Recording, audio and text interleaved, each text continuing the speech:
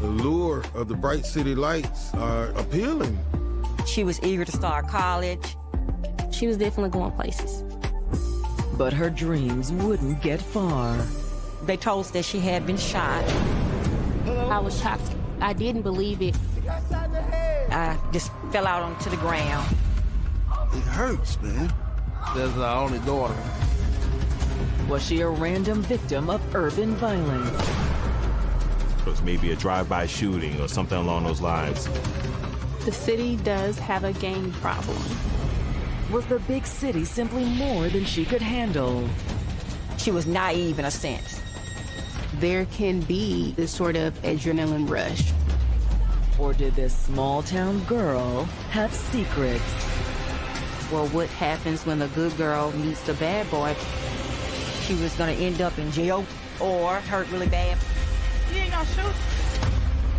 Mississippi, a town of 50,000 that's about as close as Southeast Mississippi comes to a big city.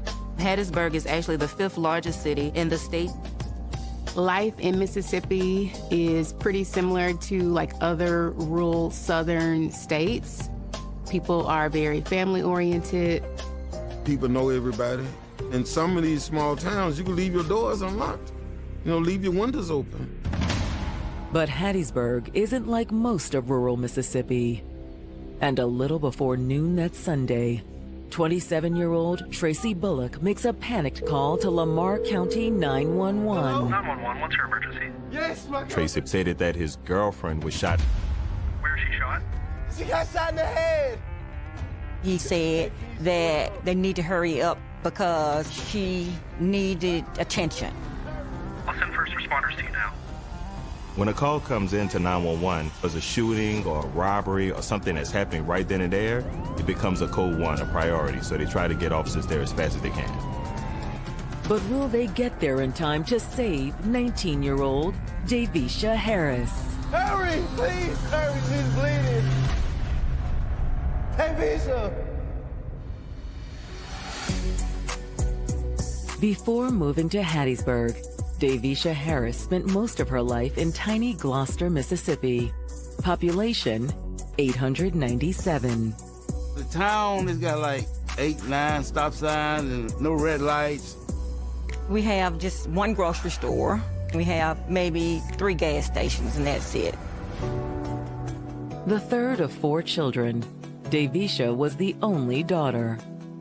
All of them spoiled, but Davisha was the spoilest, I do believe. She would probably get maybe more gifts than the other kids. Her mother, Tasha, my wife, you know, always say it's daddy's girl. Yeah, that's daddy's girl, but when it come down to my wife, anywhere my wife went, she was right along with her. Or she was gonna fall out crying because she couldn't go. Davisha and I, we were very close. Pretty much we could talk about anything. She could come to me with anything. She was always a happy-go-lucky young lady. Just beautiful inside and out. And nearly everyone in their tiny town agreed. She was very popular among her peers. Even adults knew Davisha in the community. She knew the grandmother, she knew the mother, she knew the cousins, even the out-of-town relatives. People that we didn't even know existed, Davisha knew them. Davisha was the type of person, you go down the road, she allowed to let the window down and open the car door, hey, Lucy! That's the type of person she was, all over town. She was a person that saw the beauty in everyone. But what Davisha enjoyed most was making others laugh. She was the jokester of the family, life of the party. She actually won class clown in her senior year. You can't even get mad at her because as soon as you look at her, I bust out laughing. That was our relationship. But despite her vibrant personality, Davisha was anything but worldly. Davisha's parents sheltered her in a lot of ways. Davisha rarely went anywhere. If she did, it was usually with me. She got a little older, we gave her a little room, but it wasn't very much. She was not allowed to date while in high school. Which may explain why after graduation, Davisha couldn't wait to go out on her own. She was supposed to leave in August to go to community college here in Hattiesburg, but she came to me and her dad actually maybe 2 days after she graduated and said she wanted to go to summer school. I think she graduated May the 20th, and she left on May the 31st from home to Hattiesburg. And once she was in the big city of Hattiesburg, there was no looking back. Gloucester is like 900 people compared to 50,000 people in a town like Hattiesburg. For people like Davisha, who grow up in small towns like that, the lure of the bright city lights are appealing. She was a small town girl looking to start her life as an independent adult just to see what the big city has to offer. Davisha quickly came into her own. She enjoyed going to college and working at a call center. She did well in both. She was a productive citizen. She was. She also had big plans for her future. Her mom is a nurse, so she always talked about being a nurse, following in her mom's footsteps. She was planning on transferring into the nursing program. She was definitely going places. And she wasn't going alone. By the time she started her second year in college, she'd met Tracy Bullock. It was her first serious romantic relationship. She actually met him through a friend she met while attending college. He was older and wasn't a student. So what you going to school for? I want to be a nurse like my mom. He was very charismatic, charming. And he was more than happy to show Davisha around town. That was a sense of relief, like I'm not going through this alone. I find this guy that I've connected with and can kind of navigate life with, and that made her happy. But no amount of guidance could steer Davisha clear of danger. Hey, wake up.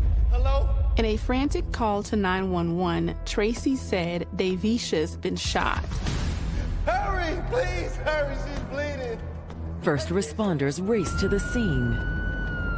But there's little they can do for Davisha. Police, help her on your hands! They found the victim with a apparent gunshot wound to the head. When they checked her vitals, Davisha was already dead. She's gone. That's a tragedy, tragedy. And according to Tracy, it was completely random. He said a vehicle was driving through and actually shot up the apartment. They was just shooting up the place. He was saying that it could have potentially been gang violence. Start college and get a job, and she did both when she moved here to Hattiesburg. She also entered her first serious relationship with 27-year-old Tracy Bullock. That was a lot of new transitions for a young person. And so to have someone that was older, much more experienced, made her happy. But on October 15th, 2017, her young life, so full of promise, would end in tragedy. Lamar County Sheriff Office received a call from 911. Yes, my girlfriend just... Tracy called to say that Davisha had just been shot. Hurry, please, hurry, she's bleeding. By the time police arrived, she was already dead. She's gone. News of Davisha's murder quickly reaches her family. My son called and said that her neighbor had messaged him through Facebook and told him that Davisha had been shot. And by the time I got up, he was calling right back and saying she was gone. She was dead.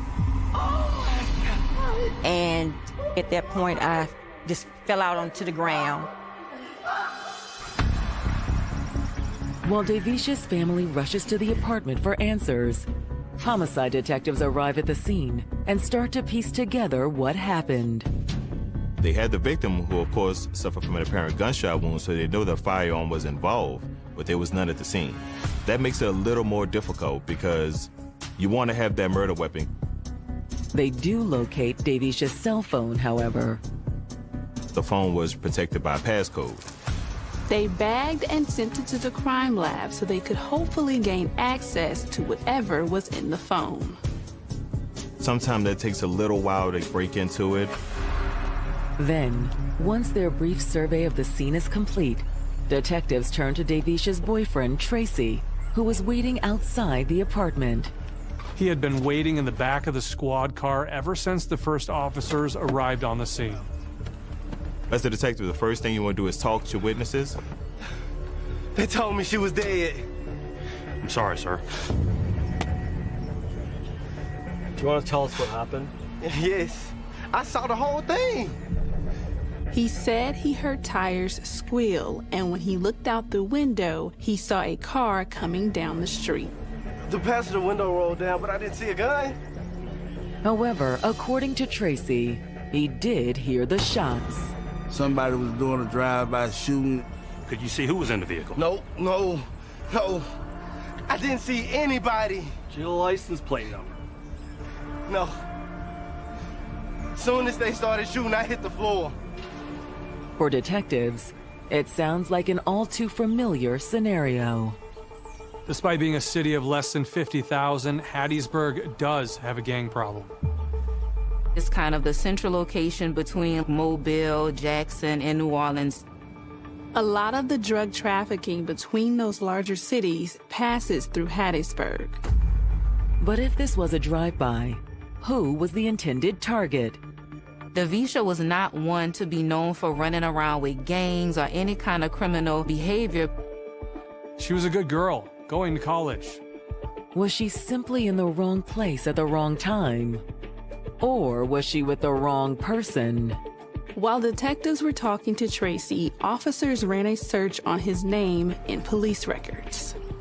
In doing interviews with witnesses, it's common to want to check their background just to see who you're talking to. When the officer enters his name into the computer, something pops. He was wanted on a warrant in Macomb, from where he originally from. They were looking for him anyway. Hey, detectives.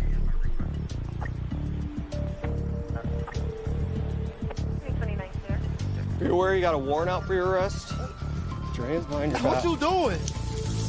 He was arrested on the scene for violation of probation. Detectives figured it was a way to keep tabs on him until they fully understood his involvement in the shooting. The squad car carrying Tracy into custody has barely pulled away when Davisha's parents arrive on the scene. Where's my baby? He was gone by the time we got there. And I tried to make my way into the apartment to see my daughter, but they wouldn't let me. They stopped us. They didn't want us to go in the apartment. You try to be compassionate and explain to them that you're going to do everything that you can, and hopefully you can get to some answers at the end of the day, but it's still tough. Once I figured out how bad it was, I'm glad I didn't. I didn't want to see my daughter like that, the situation where it was. I want to remember like she was, you know. At the scene, detectives try to interview Davisha's parents, but they're too distraught for a formal statement. Emotionally, it was tough because that's our only daughter. No parents expect to outlive your children. No one expects to have to bury their child. But when Davisha's oldest brother arrives at the apartment, he agrees to speak with police. Where's Tracy? The first thing he asked is, where's Tracy? We have him in custody. They had arrested Tracy at that time under other charges, though. Should be trying to for murder. Why is that? He was not too fond of Tracy. In fact, Davisha's brother said he'd had a tense encounter with Tracy just a few weeks earlier. I wish he'd have whooped his ass. Gating her murder, that he wouldn't be surprised if her boyfriend, Tracy Bullock, had something to do with it. At this point, police already had Tracy in custody, but that arrest had nothing to do with the murder investigation. He was arrested for a warrant that he had out. However, detectives suspect Tracy may have been the true target of Davisha's killer. She died in what Tracy described as a drive-by shooting. Why do you think he's involved? The guy's bad news. Although, according to Davisha's brother, he'd only met Tracy once. It was just 2 weeks before the murder. He had a cell phone charger that Davisha wanted to borrow. He lives in Hattiesburg as well, and he was going to take her charger. He just went to her home just to see if she was there to drop it off. That's when Davisha's brother noticed their mother's car in the parking lot. She had borrowed my car because we had to change a flat out on her car. She'd gotten a flat while she was back home in Gloucester over the weekend. Being such a small town, there wasn't no repair shop there to take care of it, so we just switched cars to let her come back to Hattiesburg, come to school and work. But when her brother noticed someone was smoking in the car, he was furious. He's wondering what's going on when he saw this stranger sitting in his mother's car smoking marijuana. He was sitting in the car smoking dope, chilling with the air on like he owned it. My oldest son, he actually recorded, sitting in the car with the windows up and stuff. And he sent us a picture back to tell us what the guy was doing in the car, and he wasn't pleased with it. Oh! What are you doing? So Davisha's brother confronted Tracy. Not that he knew who Tracy was at the time. No one in the family knew about the relationship. None of us had met him officially and met him, so we didn't know his name, He opened the door and asked him to get out the car and asked him what was he doing, smoking marijuana and music up loud, blasting. Who the hell are you? This is my mom's car. Well, you best to get the running to her. When we got him out of it, the dude still was kind of disrespectful. He got out of the car and proclaimed that it was his girlfriend's car. He can do whatever he wants to do. That's how we found out who he was. I don't care who you are. Don't be smoking in my mom's car. You gonna make me? He and my oldest son did have some words. Tracy, it's okay. It's okay. In the midst of those words, that Bishop came and got in between them. I don't know. She didn't want to see his brother go to jail or was in love with this fool. I don't know. Davisha's brother says he'd let it go. I guess since he's my sister's boyfriend, he kind of had permission.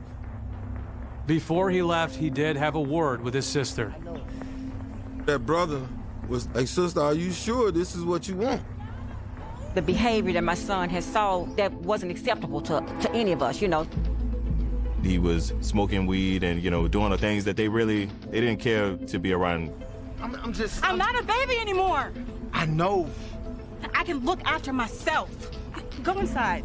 That Bishop felt like that he just didn't want her with anybody, but that wasn't the case, in that scenario. That wasn't the case. It was what he was doing. So that's why you think he had something to do with it? Yeah. It was just a hunch. Yeah, but I'm telling you, something ain't right. Detectives don't entirely disagree, but their suspicion of Tracy is based on something more concrete than him smoking marijuana or being disrespectful to Davisha's brother. Despite Tracy's claim that Davisha was killed in a drive-by, there was no evidence to support that. There were no bullet holes, no shell casings. Not a single one. It didn't make any sense. He didn't even try to even come up with a plausible lie. Death wasn't due to a drive-by shooting, as her boyfriend Tracy Bullock claimed. There were no bullet holes in the couple's apartment building. Detectives couldn't find any shell casings in the street either. When they canvassed the neighbors, none of them said anything about a car driving through and shooting things up. The evidence don't support there was any kind of drive-by. Which means that Tracy has some explaining to do. From the crime scene, detectives head back to the county jail, where Tracy is waiting in a holding cell. Detectives had already taken him into custody for an outstanding warrant. When confronted with the inconsistencies between his drive-by story and the conditions at the crime scene, Tracy admits that he'd lied. Okay, man, it wasn't no drive-by shooting. It wasn't, okay? Well, why'd you say it was? Because I know how y'all work. He didn't tell the truth because he had this distrust for the police. Mississippi has its fair share of challenges as it relates to racial issues around policing. Okay, so who shot her then? I don't know. Tracy says that instead of a drive-by, it had all started with a knock at their door. You expecting somebody? Nope. He said that when he opened the door, there was a man on their doorstep with a gun. Tracy said he ducked and slammed the door. And the shooter didn't try to come in? No. He must have ran off. The way Tracy told the story, it sounded like someone tried to put a hit out on him. But according to Tracy, the would-be hitman missed their target. Davisha! Oh my God. But you don't know who the shooter was. Dude had a hoodie on. Detectives aren't sure if he's lying about the shooter's identity. Given his criminal record, there may be a connection that Tracy doesn't want the detectives digging into. Or is it simply his drive-by shooting story all over again? The passenger window rolled down, but I didn't see a gun. The police catch him in the lie. His story changes. Okay, somebody came to the door, knocked on the door, and he was shooting at me, but it was nothing to substantiate that. The next day, when detectives finally sit down with Davisha's parents, they have no doubt that Tracy is lying about the mysterious hitman. They saw the red flags. They had the concerns in the weeks, the months leading up to her death. And so for them, it was like, no, we know who is responsible. So, what sort of red flags? Well, first of all, her finances, for one thing. When she get paid on Fridays, she'll provide everything she needed up to the time for her to get paid again. But we noticed where she would come home on Fridays, she wouldn't have money to get back to Hattiesburg on Sunday. Me taking food out, I'll freeze the refrigerator, take it back. Like, I mean, you working, why you need all this here? She didn't respond at all, She didn't have anything much to say. But the answer became clear a couple of weeks before the homicide. That's when Davisha's brother found out she had a boyfriend. We still didn't know his name at that point, but he was sitting in my car, smoking marijuana with the windows up, with the music on loud. It didn't give her parents a good impression of Tracy. They got to figure that, he was using her. She started saying, I want you to meet him, and that's when I started questioning her about who is he, where does he work? And when she gave me those answers, I told her I wouldn't be interested in it because he was much older than she was, and he didn't have a job, so I'm not interested. Just meet him. I know you'll like him. I don't think so. Mom! He didn't fit the standards of what we had raised her for, and what we had raised her around and what her dad showed her what a man was supposed to be. That's what I told her up front. I told her, Davisha, I don't like him, I don't like what he's doing. There wasn't the kind of boyfriend that she would want to get involved with. There was going to be one or two things, trouble where she was going to end up in jail with him, by being caught by the police or being hurt really bad. Mom, I knew you would say that. I think she knew I wasn't going to be pleased with it. It may have also been what attracted Davisha to a bad boy like Tracy in the first place. She was naive in a sense because we had sheltered her so much. She hadn't been introduced to any of those things. Young ladies that have been somewhat sheltered for so long, when they get a taste of freedom, that appeal of being with someone that I know my parents would not necessarily approve of can be very captivating. And so there can be this sort of adrenaline rush, or there can be this sort of thrill, whether it's the healthiest decision or not. But while her parents didn't approve of Tracy, they tell detectives they didn't push Davisha to end the relationship.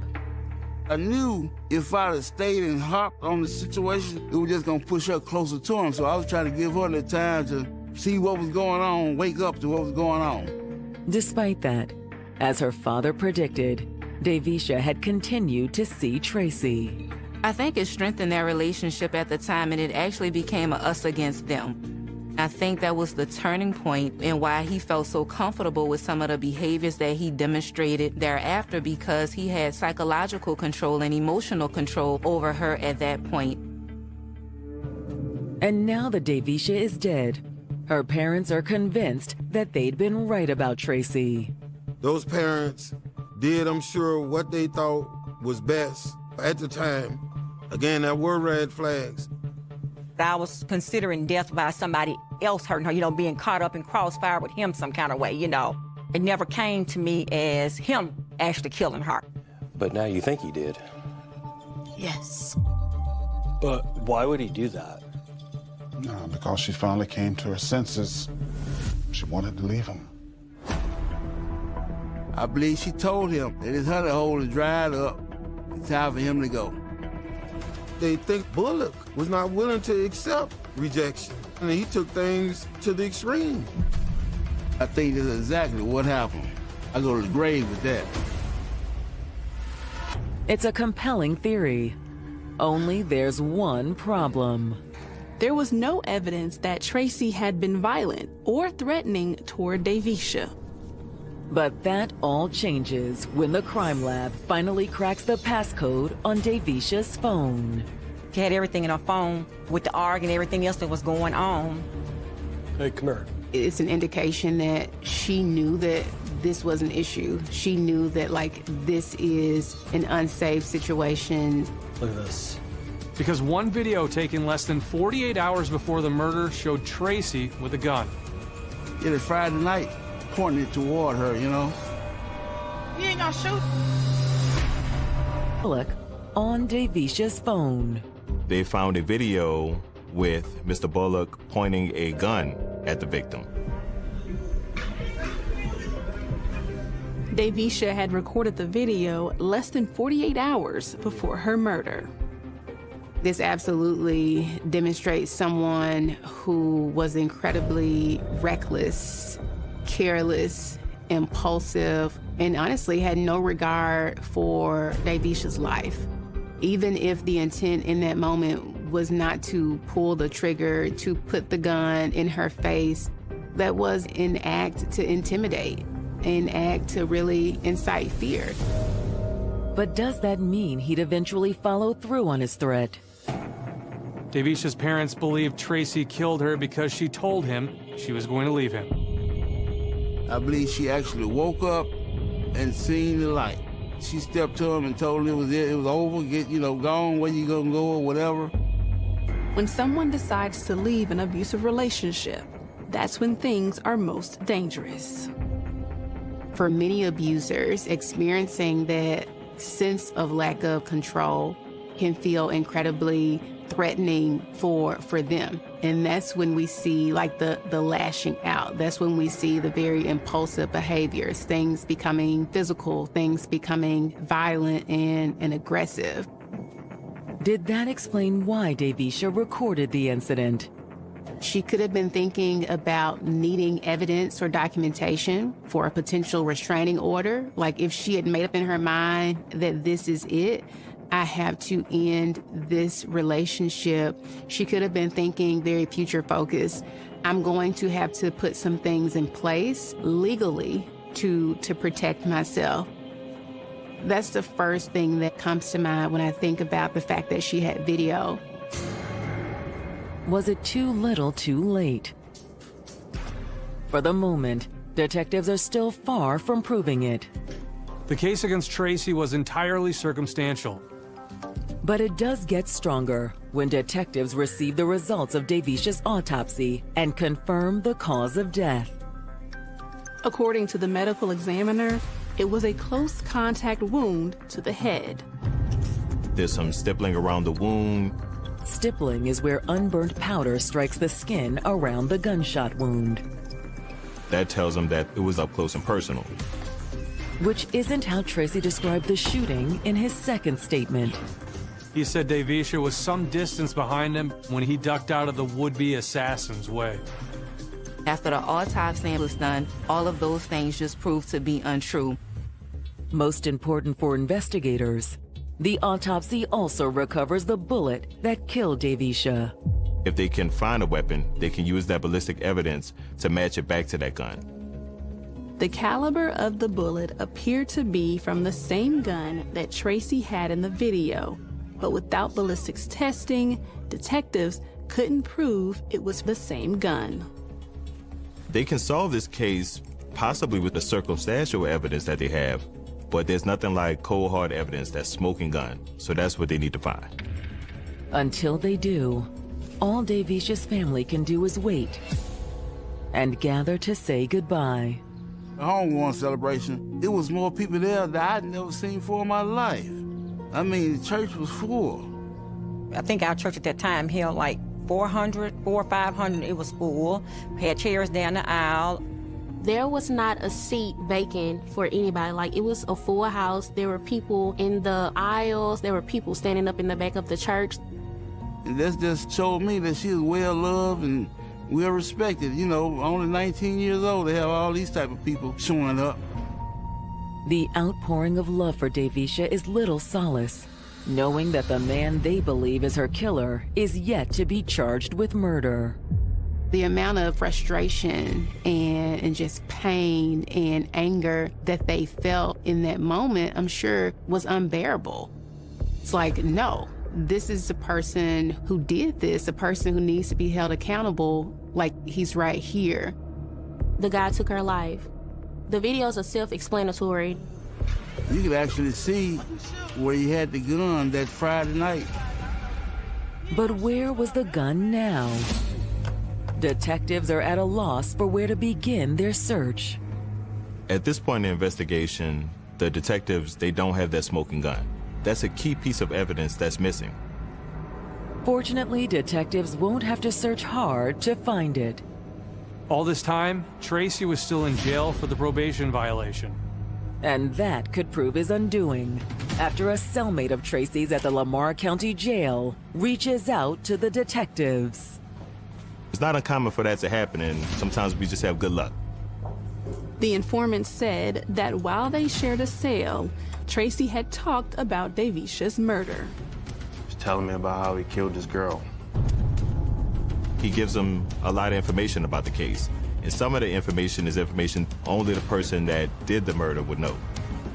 Including what Tracy had done with the murder weapon. He told me where he hid it. Him all about how he'd killed his girlfriend, Davisha Harris. He's in jail, telling his cellmate what he did and what he did with the murder weapon. And this other inmate decided to talk to investigators and give them information. And the reason why he would want to do that is to possibly get some time off his own sentence. It's a huge break in the case, if it's the truth. Following up on the tip, detectives searched where the informant said Tracy had disposed of the gun. And he gave the exact location where the gun would be. It appeared to be a match for the gun Tracy had in Davisha's cell phone video. But is it really the murder weapon? When the crime lab compared the gun with the bullet recovered during Davisha's autopsy, it was a match.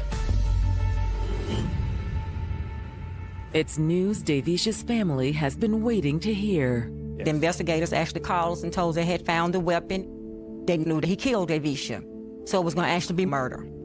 As a detective, the best thing about this job is being able to come to them and give them that closure. That sense of closure proved short-lived, however. The prosecutor felt like the case wasn't strong enough for a murder conviction. Rather than pursue murder charges, they offered Tracy the opportunity to plead to manslaughter. Manslaughter is something that happened in the heat of the moment. It could be an argument, an altercation, which caused the suspect to kill the victim. In other words, if you were in the heat of passion, again, just based on human being, human nature, you're not in your right mind. Tracy takes the deal, admitting that he shot Davisha in the middle of an argument. I'm done. You need to leave. For what? I'm done. I'm done with this and I'm done with you. I ain't going nowhere. Oh, okay. Big man with a gun. Oh, you don't think I'd do it? I know you won't.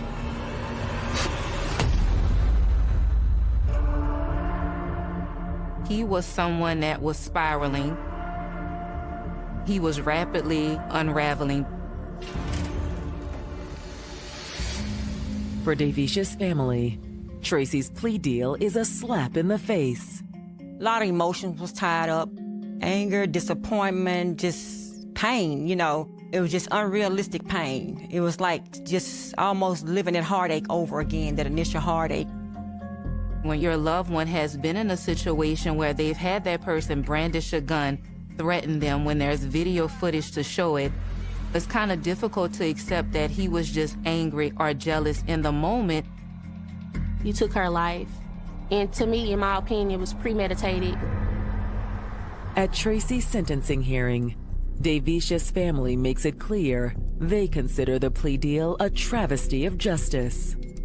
They would read the impact statement to him of how we actually felt about it, about this whole situation. And he was just a little punk ass, too scared to even turn his head and look and listen.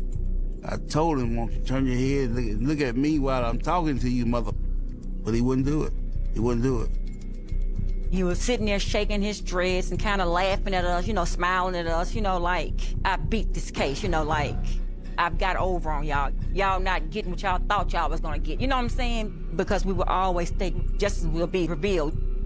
Will a father's impassioned statement and Tracy's apparent contempt for the process have an impact on the judge? The judge himself, he asked the DA 3 times, is this all you charge this man with all the evidence I see here?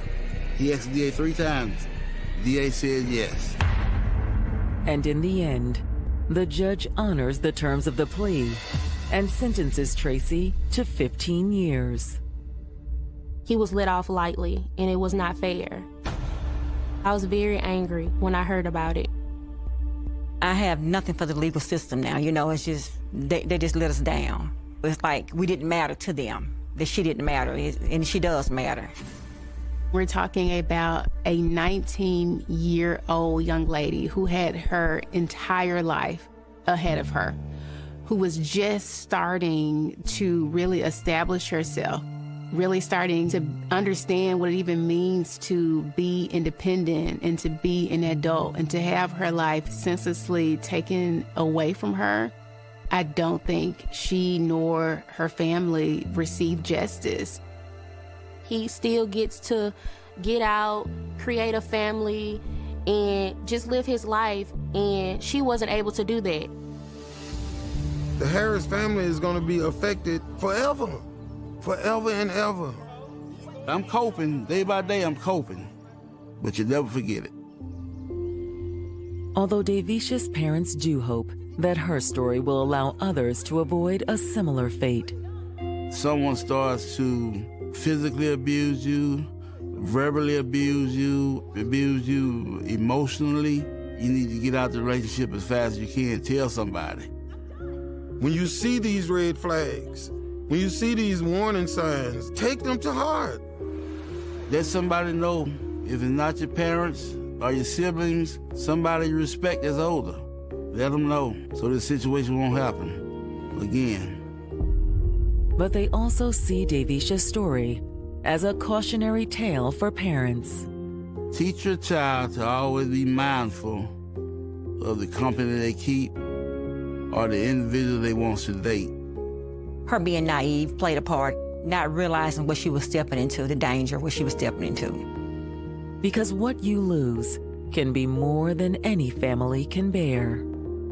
She's a sweet person, it's truly missed. Truly missed by all. She wasn't here for a long time, but she definitely left her mark. And later, in Dayton, Ohio, after a series of run-ins with the law, Tonisha Harris turns over a new leaf to provide for her family. She was working so hard as a single parent, she really didn't have time for love. That is, until a new man enters her life, and he asks her to help clean up his dirty deeds. She fell to the ground and was dead almost immediately. She had never gone this far, but he was willing to take her over the edge. A child of the state in Pensacola, Florida, Kaisha Pugh has little contact with her parents. She really didn't have a lot of guidance because her mother was not really there, so she really had a lot of disadvantages growing up. They placed her into foster care, so she was kind of like lost, and she didn't know really what really happened until she felt like she did something wrong. It's really easy for kids' abandonment issues to put them at risk for situations that are abusive.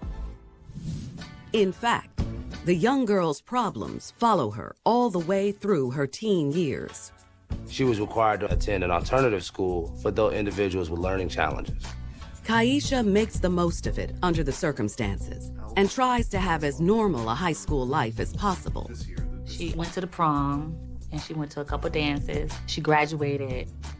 After she turns 18, the graduate departs foster care and she reconnects with her mother. She was very happy. She thought that this would be an opportunity where she could foster the relationship with her mother that she wanted, and even took it to the point where they moved in together. I believe her mother had took some classes and stuff with parenting and had improved, and she started making better decisions for her when she returned home. But the newfound stability doesn't keep her from getting into hot water. Kaisha got involved in shoplifting, for which she was subsequently arrested.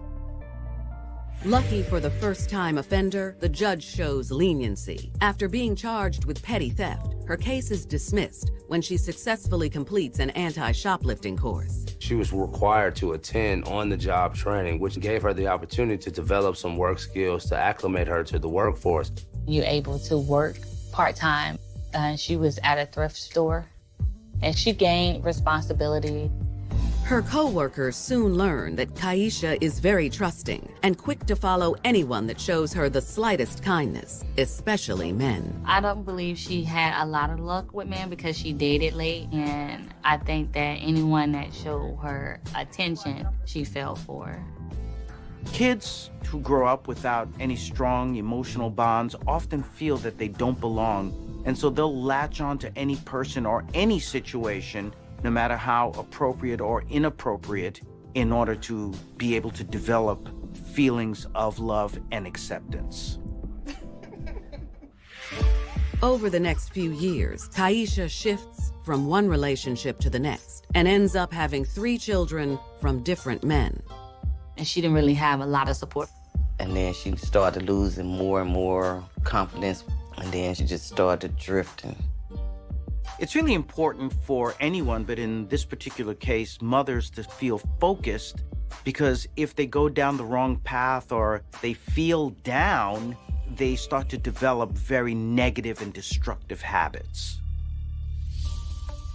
Try as she might, the cycle repeats itself when she falls on hard times and her children are taken away from her, just like when she went into the system years ago.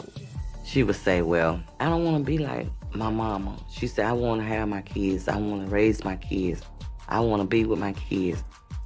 It's a tough blow to Kaisha, so she starts to clean up her act by attending church, so it looks good for the courts. And she wanted to get a job. When she was on the road to try to get her life back together, she fought diligently to try to get her children back. But all of her plans get put on hold when she meets 26-year-old Anthony Presley. Anthony and Kaisha met at the bus station, and she was happy because she wasn't in a relationship.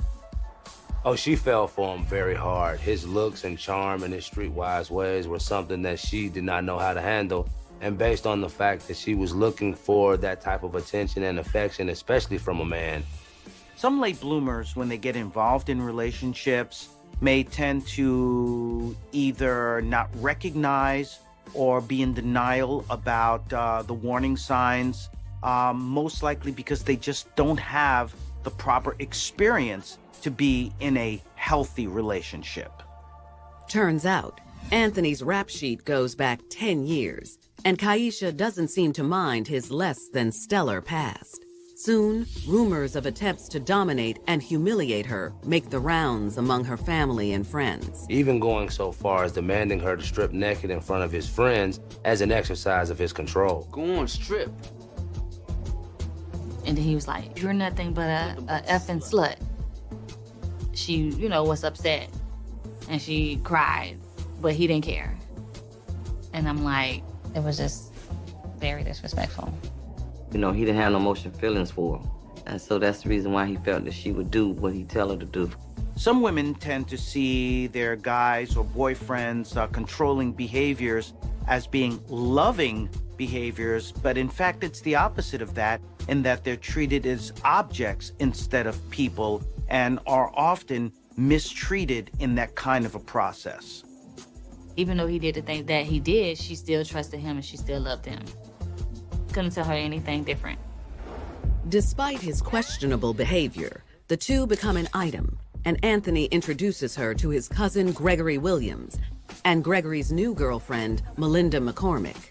Gregory and Melinda had only been together a few months, and all four of them would enjoy each other's company and go over Melinda's house and hang out from time to time. As Gregory and Melinda get to know each other better, he learns about a dark chapter in her life that is finally turning around. Not too long before this, Linda suffered a car accident and she was expecting a large sum of money on her Social Security card. Soon after, Anthony listens intently as his cousin spills the beans and a dark plot brews. Well, they intended to beat Melinda and take her property and money. Anthony wants Kaisha's help, and he's willing to tell her just about anything to get it.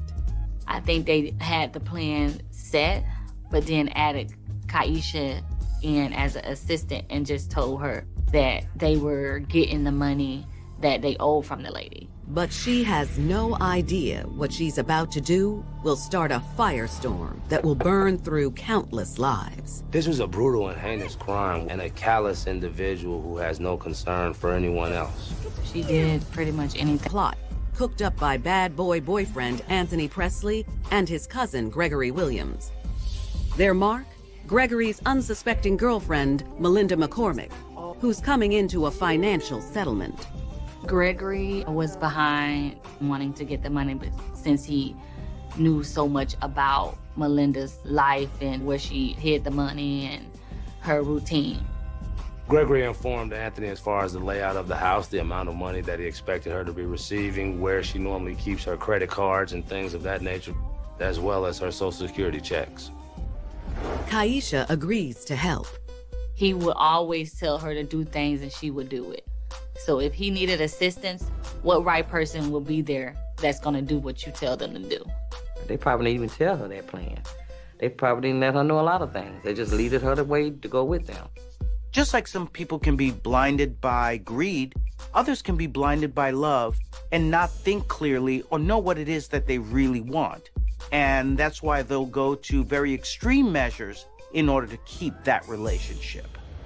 On the eve of Easter Sunday, the gang chooses their weapons in preparation for the impending attack. The trio went to Gregory's mother's house where they armed themselves with a variety of blunt objects. Kaisha had a lead pipe, Anthony had a crowbar, and Gregory had an hammer.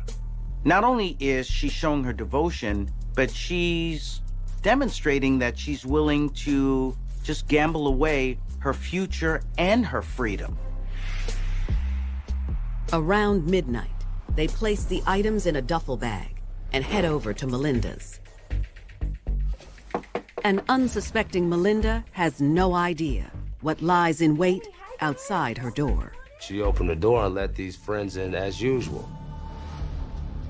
However, once she turned her back, Gregory pounced on her and began choking her out on the floor. Next, Kaisha proves to Anthony just how down she is. Kaisha stepped over her friend and began beating her in the head, prompting Melinda to cry out. Relentless in their assault, the three take turns beating her, each with their respective tools. The torture that she went through and the weapons that they used was very devastating.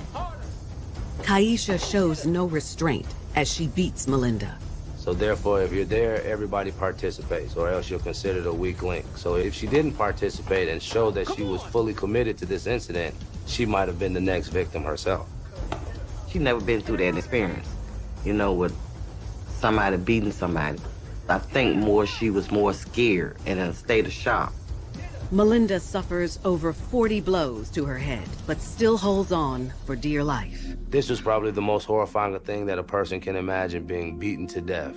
Over and over again, blows raining down on your head until you lose consciousness and all hope of any survival. Once she is subdued, the three ransack the house, looking high and low for her Social Security benefits card and anything else of value they can get their hands on. During the beating, I believe that they were going around the house looking for the items, looking for the CDs, DVDs, and trying to find the Social Security card. She wasn't alone as being a follower and being scared. She was doing what her man asked her to do. The card is nowhere to be found. So they make the hasty decision to burn the place down. I guess they made a decision that they was gonna kill her. After ransacking her apartment, Anthony directed Kaisha to burn the sheets while he went around and set the house on fire while Gregory watched. Once they get to the point of no return, they know that they've got to go through the entire plan or risk getting caught. And if one goes down, then they all go down. In a matter of minutes, the flames consume everything in their path. As the fire raged throughout the house, Kaisha grabbed the duffel bag with all the items they had stolen from Melinda, and the three of them left to Anthony's mother's house. They beat her and they put her on fire and they left.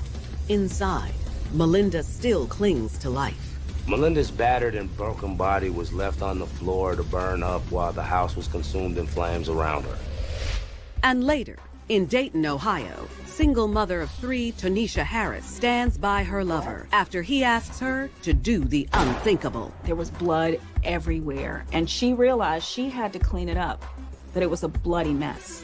Being the ride-or-die chick that she is, she immediately was going to come to the McCormick's Pensacola apartment ablaze in a botched robbery attempt with her in it. They frantically destroy evidence that can tie them to the fiery scene. They went to Anthony's mother's house and burned their clothes, except for the 2 camouflage jackets that the men were wearing. They disposed their shoes in the dumpster around the corner and did all of this so that they could possibly avoid detection by the police. Caught in the moment of the crime or the behavior, they may overlook details that may come back to haunt them later on. Back at Melinda's, a neighbor smells smoke coming out of the apartment and calls 911. The Escambia Fire Department is the first to arrive and makes a horrifying discovery. Melinda's torment had not ended with her beating. They found the apartment engulfed in flames, and they were able to find Melinda's body inside and were able to make a determination that she was not dead at the time the fire was started. Her death is ruled a homicide as investigators swiftly try to identify her killer. The apartment complex had surveillance footage which showed, prior to the time of the fire being started, 3 individuals walking to her apartment. The surveillance footage also showed 3 individuals leaving that apartment. They had on big coats, and it looks like somebody was hiding something in the coat, and they was walking real fast out of the property and was looking back. The police check with neighbors who give them valuable leads as to who the 3 perpetrators are. Based on their frequent visits to the neighborhood, they were easily identified as being visitors to Melinda's apartment, which made them persons of interest. Safe at home, the couple sifts through their spoils. They were able to come up with a few items of value, DVDs, CDs, jewelry, and effects of that nature, but they were not able to find Melinda's Social Security benefits card, which was the goal of the operation. Kaisha was led by her heart, and so things just went out of control when they didn't get what they were looking for. Now they have little or nothing to show for the murder that they committed. The next day, detectives catch a lucky break when a friend of Melinda's comes forward with some information of his own. Melinda's ex-boyfriend was able to identify the 3 of them. Investigators obtain a search warrant for Anthony's mother's house, where he lives, and inside they find the 2 camo jackets similar to what the perpetrators were wearing on surveillance video. The camouflage jackets that had DNA on it that matched Melinda, therefore tying them to the crime. In addition to the camo jackets, police also find 2 of the perps, Anthony and Gregory, and they bring them to the station for questioning. Very quickly, they implicate Kaisha as the 3rd attacker. Many people have their come-to-Jesus moment in the interrogation room, and all kind of secrets and stories are told to keep themselves out of trouble. Later that day, Kaisha's arrested at her mother's house without incident. She was very scared and crying, and they took her in. Whenever she did get arrested, she told the truth of how it happened. The days of standing by her man are over once she sits down on the interrogation chair and starts spilling the beans. She said that she was there, and she described the materials that they hit her with, and she gave them step by step of what happened from the beginning to end.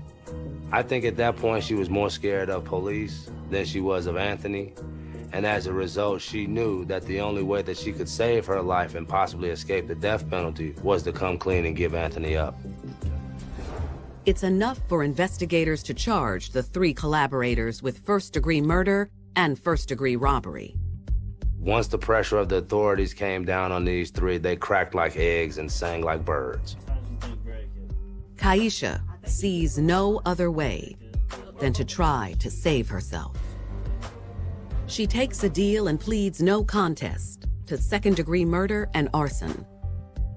She tells the court that she was afraid Anthony and Gregory would kill her and her family if she did not help them. It was a threat thing with her, and she was scared.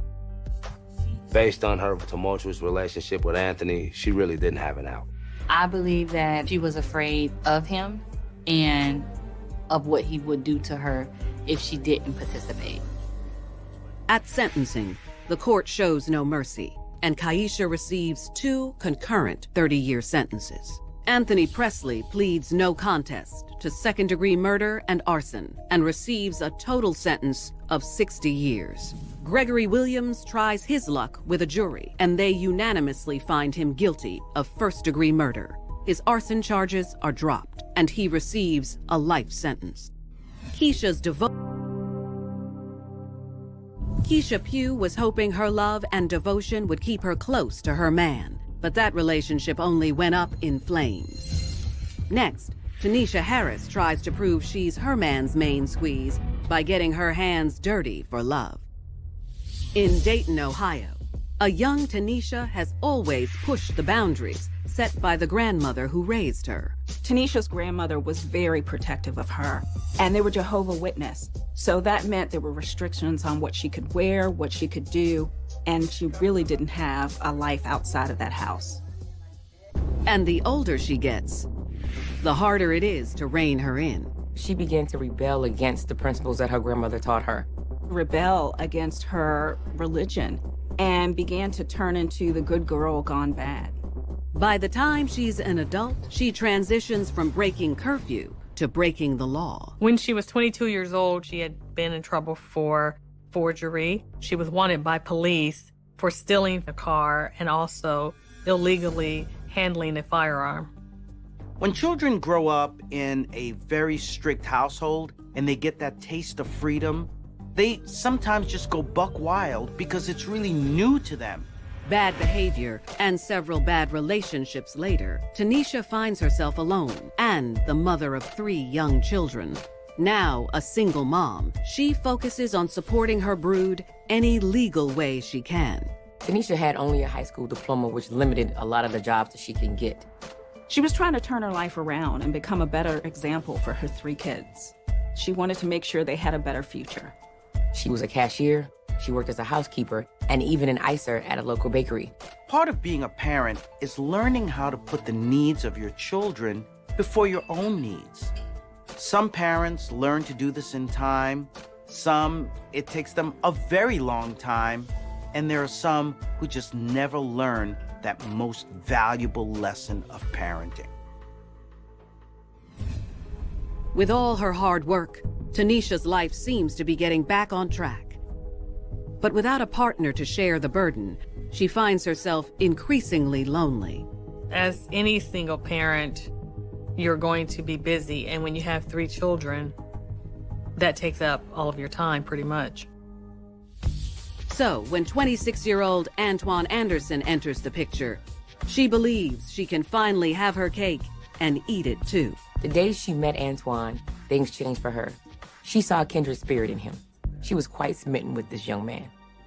They soon learn that their similar experiences give them a special bond. Antoine had an unsavory past. He had some run-ins with the law, but so did Tanisha.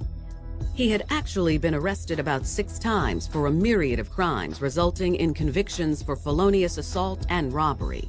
His past only draws them closer. Together, these former outlaws will kick their wild child pasts into high gear. He called Tanisha in a frenzy and has the audacity to ask her to help clean up the crime scene. She was going to ride with him until the wheels fell. 26-year-old Antoine Anderson bond over their criminal pasts They really wanted to work hard at building a great future together. Opposites attract is not the only rule of thumb when it comes to love. As a matter of fact, statistics show that people who come from the same backgrounds actually do better in relationships. Tanisha can't believe her luck when she learns that Antwon is not only handsome and charming, but likes children. Most men would actually be scared of dating someone with multiple kids, but not Antwon. Here's a guy who's flirtatious, who's giving her the attention she wants, and he's not bothered by the fact that she has 3 kids. He actually relished the time that he spent with the kids. He began to take on a fatherly figure role with them and tried to spend every moment he could with Tanisha and her family. The lonely mom has finally found a love she hopes will last forever. Antwon seemed like a perfect catch. Her kids loved him, she loved him, and it seemed like this was the guy. He gave her the one thing she always wanted, which was family. But there's still one thing that he can't give her: fidelity. And she's okay with that. Tanisha was working multiple jobs. She had 3 kids that she had to tend to. And Antwon took this as an opportunity to spend time in the bed with the side chick. When a woman has been craving attention for some time, they're often blinded to the fact that the person they are attracted to is really bad news. The fact that she was willing to share him with another woman showed you how desperate she was for love. Like Tanisha, 25-year-old Nichelle McKnight also finds herself attracted to Antwon's charismatic charms. When Tanisha was at work, Antwon would see Nichelle. Nichelle was an Air Force reservist and single mom to a 4-year-old son named Zayden.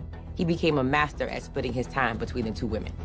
Still, at the end of the day, Antwon would always come home to Tanisha. She was willing to put up with his infidelity as long as she remained his number 1. When a man is involved in 2 relationships, quite often there is the main one, the one that we call in street vernacular, the main squeeze. And for Antwon, Tanisha was that person. That's the one who was not only primary, but the one he didn't want to lose. And to keep his number 1 gal completely happy, Antwon gets an idea where they can both get something out of his extracurricular love life. Nichelle had a pretty good income, and he started to capitalize off of it, to steal her bank accounts, to steal her credit cards, and to get all of that information so he could actually siphon through and get some money. So one day, when she wasn't looking, he walked up to her purse and grabbed her debit card. Once he got the card, he immediately gave it to Tanisha. Tanisha was not willing to push back because she was hard up for cash. She wanted money, and this was free money. And not only was it free, it was from his side chick. The fact that Tanisha knew that she was the main squeeze and Nichelle had no clue that Tanisha was in the picture gave Tanisha a sense of power and yet another secret that she could share with Antwon. She and Antwon go shopping at department stores throughout Dayton and also withdraw cash to shop to their heart's content. For 2 days, the couple lives the high life, but their free ride doesn't last long. Nichelle started to notice that she didn't have as much money in her account. She called the bank several times and was trying to figure out what was going on. She suspects her lover might have something to do with her dwindling funds and mentions it to him. Antwon plays dumb and denies knowing anything about it. Nichelle pretty much dropped it. She was over it. It's possible that she believed him, but most likely she just didn't want the confrontation and was just hoping that it would just play itself out and have perhaps some sort of a good resolve. Nichelle claims to believe him, and the two make plans to do their laundry together later that evening, until Nichelle unexpectedly calls off the date. They were texting, and she texted him back and said, never mind, she changed her mind. Antwon allegedly becomes unhinged. He became alarmed when she decides to abruptly change her plans. Antwon got paranoid and thought that Nichelle suspected him and that she would go to the police. Not wanting to take any chances on serving more time, he decides to take matters into his own hands. Instead of telling Tanisha that he thinks they're about to get caught, Antoine actually decides to act very quickly.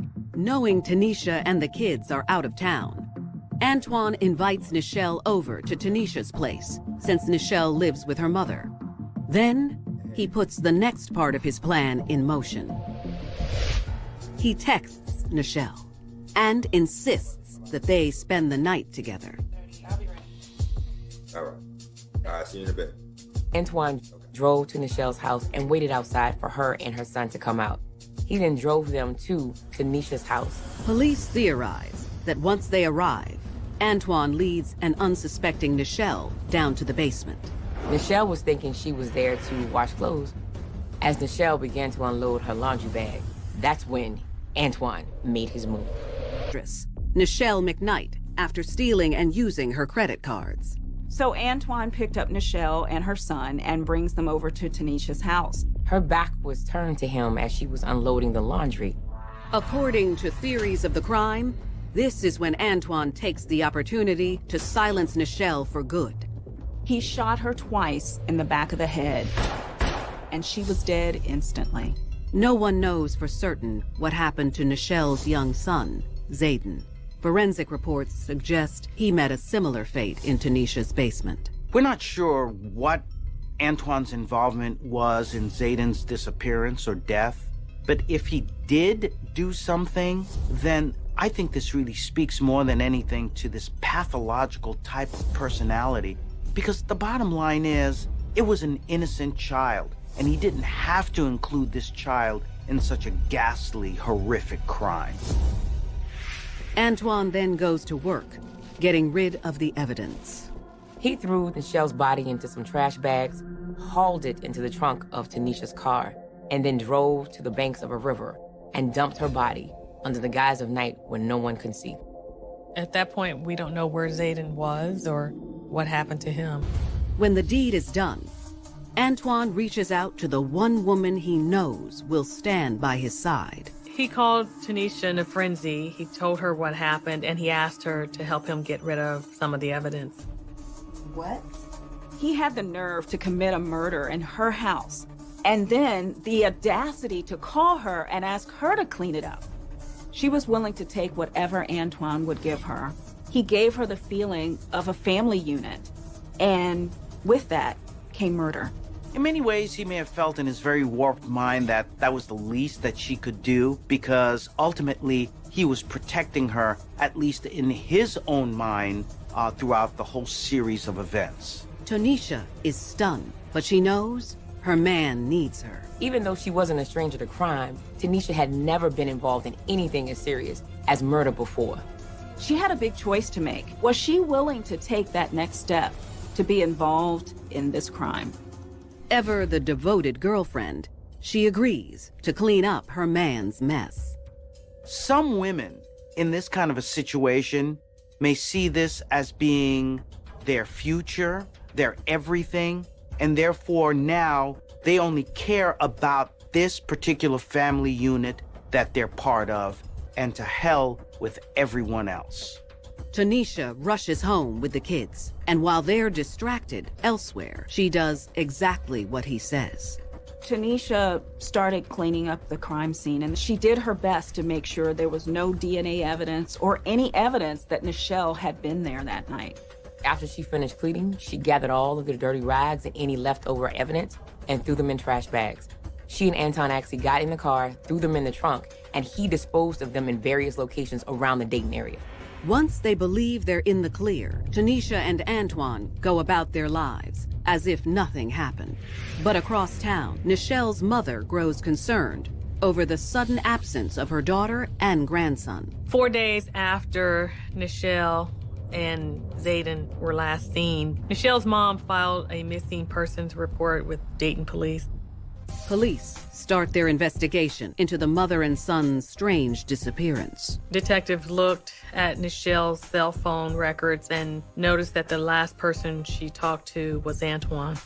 Nichelle's mother doesn't recognize the name, so police reach out to Antoine directly by phone. He is polite and cooperative, and agrees to their request for an interview. But on the scheduled day, he has other plans. The police asked him to come in for questioning, but he never showed up. And so he became a major person of interest. So much so, they are more eager than ever to locate him. The police teamed up with a fugitive apprehension team, and they began tracking Antoine's moves. One day during their surveillance, they saw Antoine actually leaving Tanisha's house. So as he was pulling out of the driveway, they began to follow him. But Antoine soon realizes he's being tailed. They tried to pull him over. Instead, he kept going, didn't stop, and then he jumped out of the car. He flees on foot and refuses to be cornered. He ran into a wooded area, and he pulled out Zayden McKnight after leaving his girlfriend Tanisha Harris's place. The officers tried to pull him over. He kept going, but then he pulled over, jumped out of the car, and ran through a wooded area. It turned into a real big standoff. Realizing there's no way out, Antoine makes one last fateful decision. He grabbed his gun and took his own life. 26-year-old Antoine Anderson is dead from a self-inflicted gunshot wound to the head. He took the easy way out. It's really difficult to explain why someone would commit suicide in a situation like this. Perhaps it's survival in a surreal level. Perhaps it's a level of desperation. Perhaps it's even cowardice. But this is something that we'll never have a clear answer to. Tanisha is crushed by the news of Antoine's death. When she found out Antoine took his own life, she was devastated. This was her love. This was the love of her life that she was willing to do anything for. And he no longer was with her. All of the hopes and dreams she had about their future together were immediately dashed. Surviving a loved one's suicide is difficult enough because you have the grieving process, you have no real answers as to why that person took their own lives. So the folks that are left behind are in shock, they're grieving, they're confused. But in this particular case, you're adding insult to injury in that he left her in a predicament, a criminal predicament, and she was now on her own. She had to work it out and figure it out by herself. The only consolation is that authorities don't know about her involvement in the crime. Police are still investigating what happened in Nichelle and Zayden McKnight's disappearance. And it's only a matter of time before investigators connect the dots. Police were able to see that her credit card had been stolen and used, and they were able to tie that back to Tanisha. It's enough to arrest the single mom for some serious crimes. Tanisha was charged in connection to Nichelle's credit card being stolen and being used. Tanisha pleads no contest to 8 counts of theft. She's ordered to pay restitution back to the bank of almost $3,000, and she is sentenced to 10 months in prison. Tanisha's now where they can keep an eye on her, but investigators suspect she knows more. With Antoine out of the picture, now Tanisha is the only suspect associated with Nichelle's disappearance. She denies any involvement in the crime and is not charged. But with her recent plea, police have enough probable cause to search Tanisha's property, including the trunk of her car and basement. There, they find traces of blood consistent with the DNA profiles of both Nichelle and Zayden. And things go from bad to worse when Nichelle's body turns up several days later. A passerby notices a body at the Stillwater River, and it is that of Nichelle McKnight. So this case quickly turns from a missing person incident to a homicide. But neither she nor Antoine are officially charged with Nichelle's murder. Faced with the overwhelming evidence, Tanisha confesses to her role in helping clean up after the murder. Her attorney claims that she was frightened of what could happen to her had she gone to the police and told. Tanisha swears she has no idea what happened to little Zayden. She's even offered to do a lie detector test. To this day, Zayden's body has never been found. Neither Tanisha nor Antoine have been charged with a crime surrounding Zayden's disappearance. His case is still open. There's a lot of unanswered questions still in this case, and things that we'll never know because Antoine isn't here to answer those questions. And the main question is, what happened to Zayden? Where is he? And that's what people want to know. It's tough enough when a child is gone or missing or even killed. But when we don't know what happened to the child and that child is just thrown into the unknown, we don't have that closure, well, it makes it so much worse. In connection with Nichelle's murder, Tanisha Harris is convicted of tampering with evidence, 2 counts of gross abuse to a corpse, and failure to report a crime. She is sentenced to 3 years in prison. Tanisha pinned her hopes and dreams for the future on a man who loved himself more than he loved her. She protected him in a way. She helped to clean up the crime scene. She didn't report it to police. Her biggest mistake was doing everything Antoine asked her to, from using somebody else's money to helping to commit a crime, to even sharing the relationship with another woman. There was nothing Tanisha was not. DJ referred to him as his brother, even though they're not actually related. They grew up together in West Hartford, went to Hall High School. You find one, you find the other.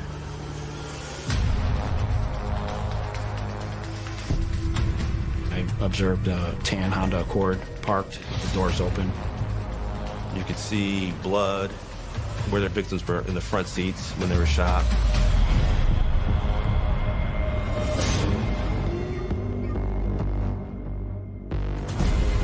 He never saw the shooter. He claims that he didn't know who shot them. Alarm bells are going off in their head. This might be a retaliation.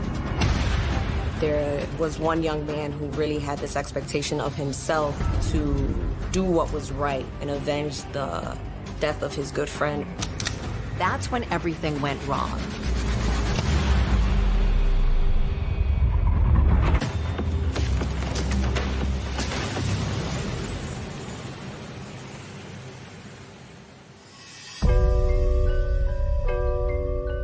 It's just a few days before Christmas in the capital city of Hartford, Connecticut. It's a historic city. It's a city that used to be the richest in the U.S. There is a lot of diversity here. It's rich with culture, the arts. Hartford is a super diverse community. You have many Latinos, Puerto Ricans, South American, Central American. You have Bosnians. You have a large Albanian community. It's just African American, Asians, Laotians, you name it, we have it in Hartford. Saturday, December 20th, 2014. Around 5:30 in the morning, a resident of the apartment building near Colt Park is startled by a loud noise. She sees a man. He's clutching his arm. The person is bleeding profusely. He's obviously in a lot of pain. He gets inside that building and he collapses on the stairwell.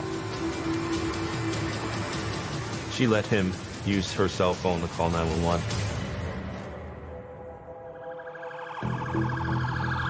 She stays with the man until EMTs and officers with the Hartford Police Department arrive.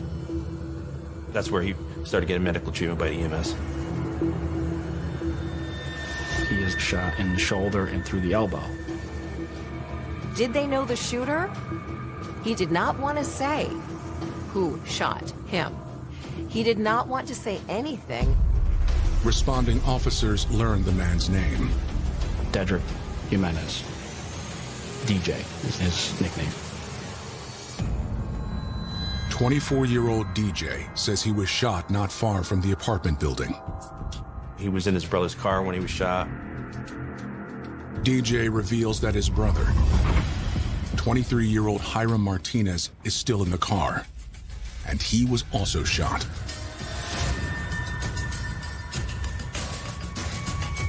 His brother's car is down the street. You can almost see where the vehicle was from where he was. Investigators find a man slumped over the center console. They can see pretty quickly he's been shot at the back of the head. Despite the wound, Hiram still has a pulse. He is transported to the hospital. They're still working on him.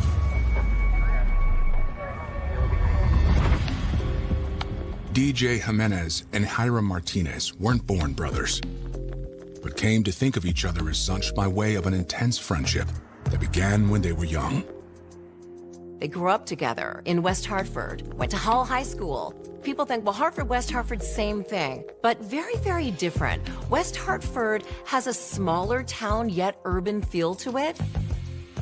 DJ referred to him as his brother. He'd call Hiram his brother, even though they're not actually related. They were just close friends. They had a fast friendship and an enduring one.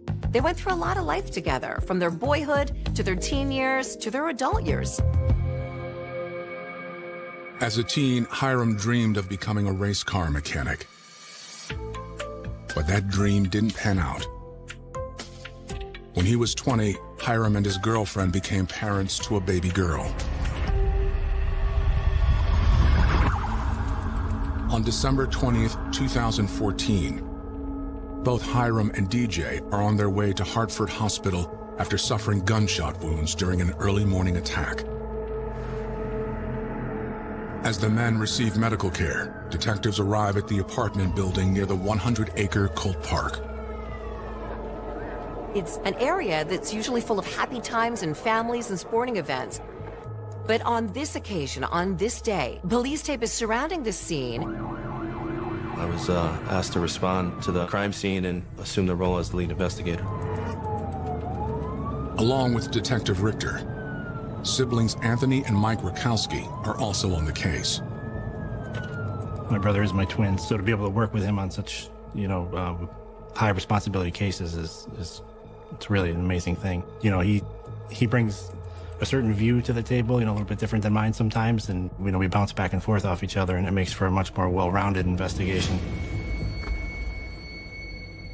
Detectives begin their investigation in the stairwell where DJ took refuge.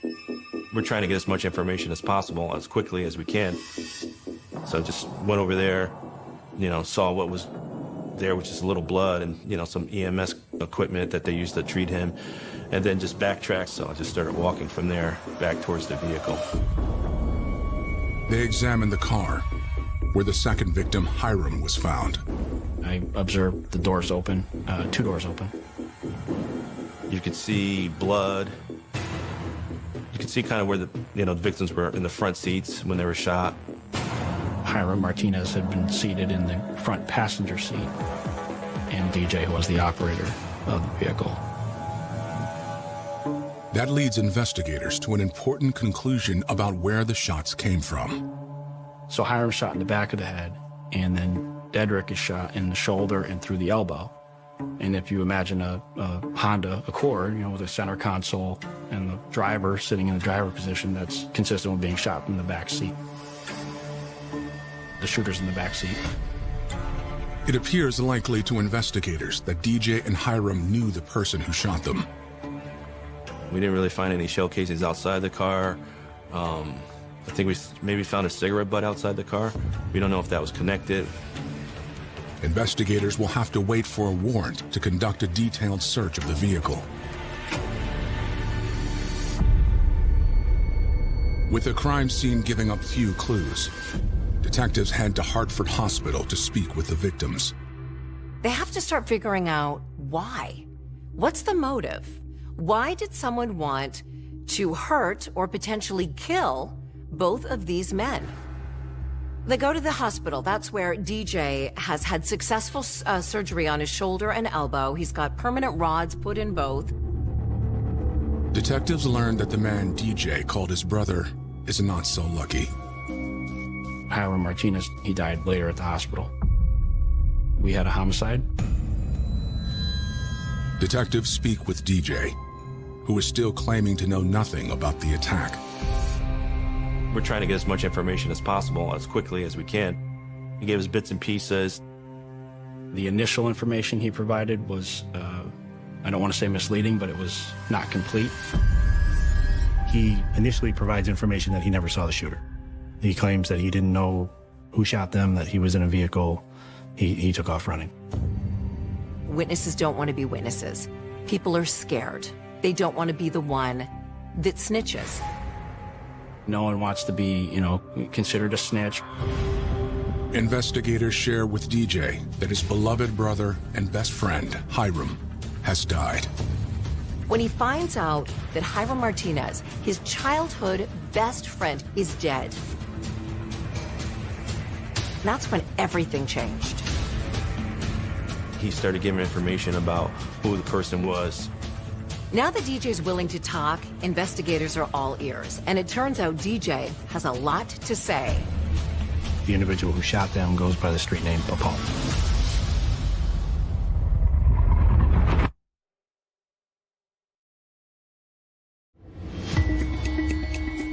In Hartford, Connecticut, police are investigating an early morning double shooting just days before Christmas in 2014. 24-year-old DJ Jimenez survived wounds to the shoulder and arm. His best friend, 23-year-old Hiram Martinez, was not as fortunate. He's been shot at the back of the head, and he is pronounced dead. After learning of his best friend's death, DJ cooperates with detectives. He says he knows who fired the shots.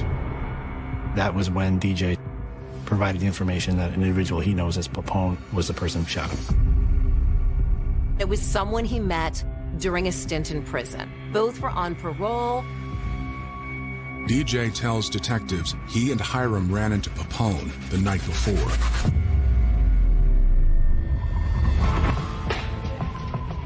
DJ says that he was out, and that's when Hiram and Papone have time together themselves. DJ tells detectives that when he came back, Papone's mood was starkly different. His whole disposition changed. He wasn't talkative anymore. He knew something was wrong or something was off with this guy. Everything seemed to be fine, but now something has changed drastically. He explains to investigators something wasn't right. He didn't know what at the time. According to DJ, Hiram pulled him aside a few moments later.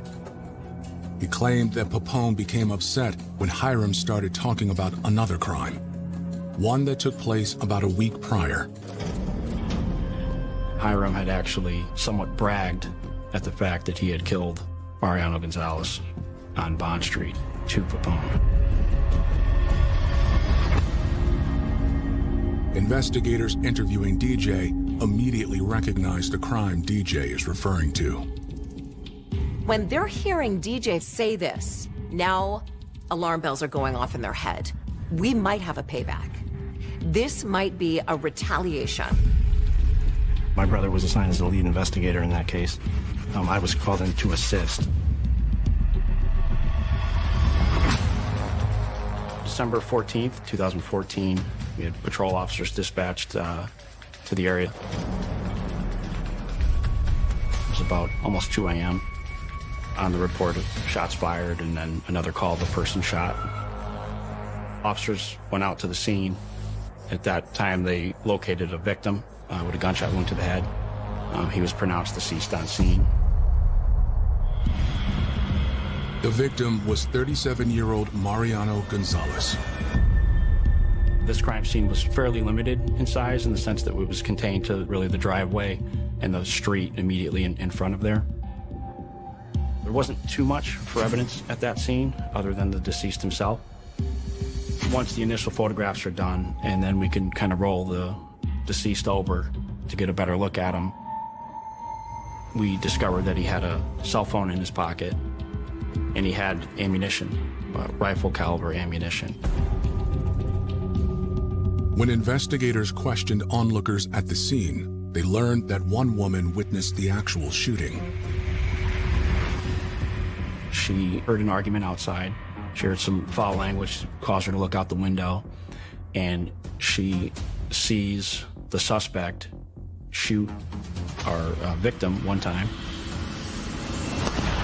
The victim falls, she sees him shoot a second time.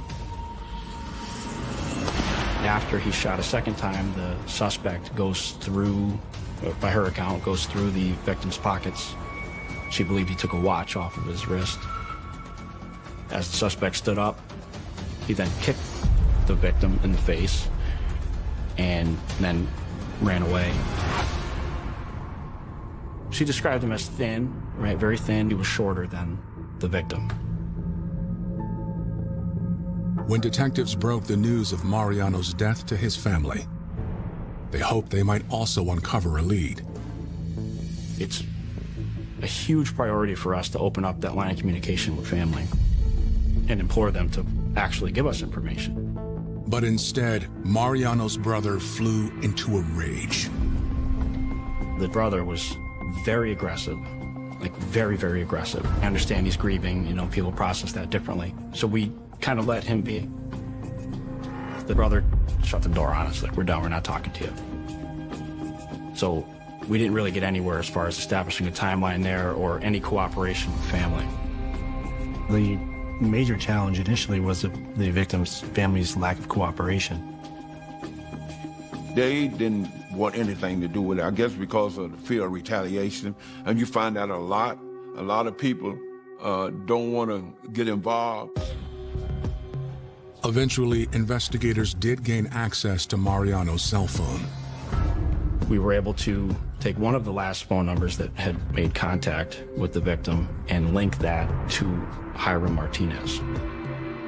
The contact, if I recall, was about 30 minutes prior to the calls for the shots fired. Hiram also matched the description of the shooter given by the woman who witnessed the crime. And now we have eyewitnesses giving us a description of a person consistent with Hiram Martinez. It's really starting to point towards Hiram Martinez. We're still far away from calling him a suspect. He's just someone that we want to talk to. But before detectives could question Hiram, he too was gunned down. Back at Hartford Hospital, Hiram's best friend, DJ, tells investigators that Hiram bragged about shooting Mariano to the man who eventually shot both him and Hiram. According to DJ, Hiram told Pepone that he killed Mariano. We immediately suspected that there was a connection to the original Bond Street case.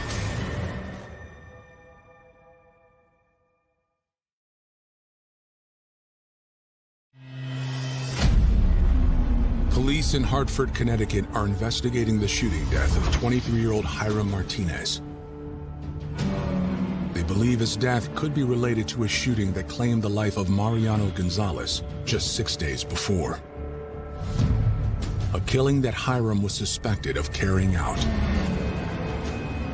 Although we suspected that, we don't fixate on that, because it's very easy to fixate on an avenue like that and then you overlook a second potential suspect. We've seen commonly that people have multiple adversaries and multiple avenues of people that want to harm them. So, although we believed it wholeheartedly, we had to remain open-minded. So far, the only person investigators can count on for information is the sole surviving victim of the second shooting, DJ Jimenez. As DJ recovers in a local hospital, detectives continue to press him for details. He told us bits and pieces through multiple interviews. We met with Mr. Jimenez several times, different detectives, myself, to try to piece together what occurred.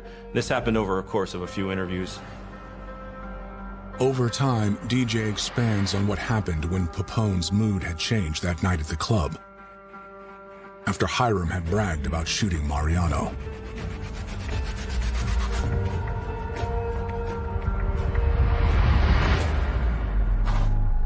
It's getting late, and clearly the fun is starting to feel like it's over. Pepone's not in a good mood. They were leaving, and Pepone had asked them to give him a ride to his girlfriend's house. They didn't want to give him a ride. Eventually, reluctantly, I guess they did give him a ride. DJ explains he was driving with Pepone in the back and Hiram in the passenger seat. Papone said he needed some cigarettes. They stopped at a convenience store. Papone wants Martinez to get the cigarettes. Martinez doesn't want to get the cigarettes. The bantering and the arguing is going on. Finally, DJ says, I'll get the cigarettes. He goes into the convenience store. He comes out with the cigarettes.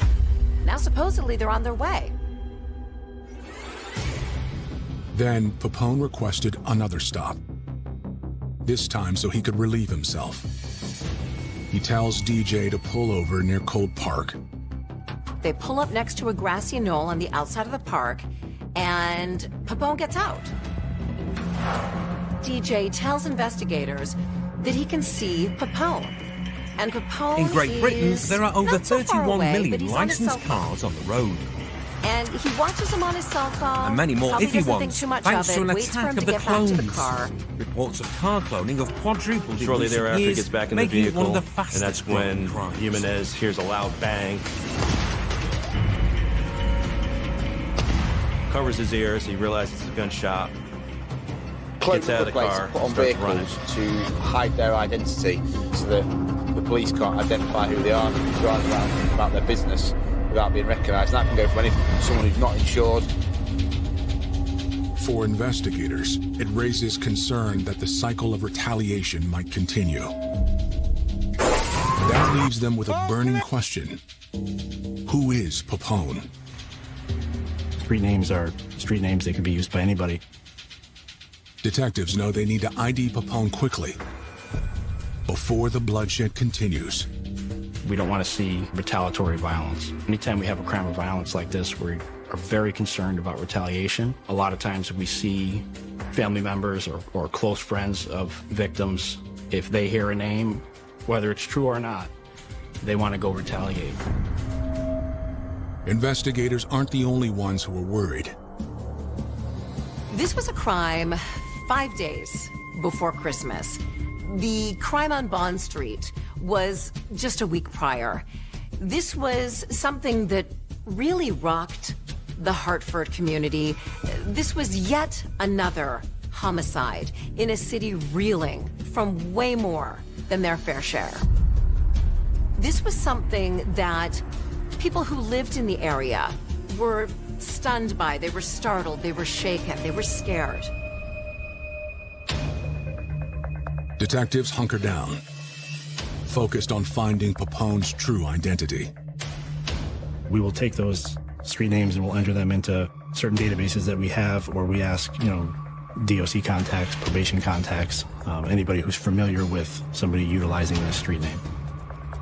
We just had his nickname, and we were able to identify who he was through, our channels with the Department of Correction, because he uses that nickname, Papone, before.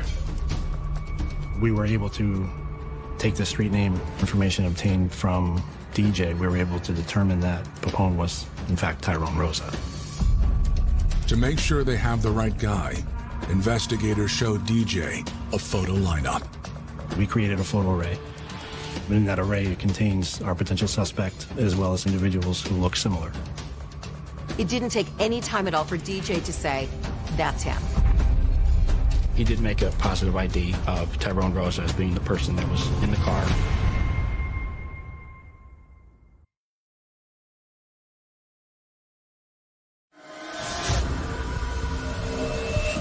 In Hartford, Connecticut, detectives believe they're getting closer to finding the killer of Hiram Martinez. After Hiram's best friend, DJ, identifies Tyrone Rosa as the gunman.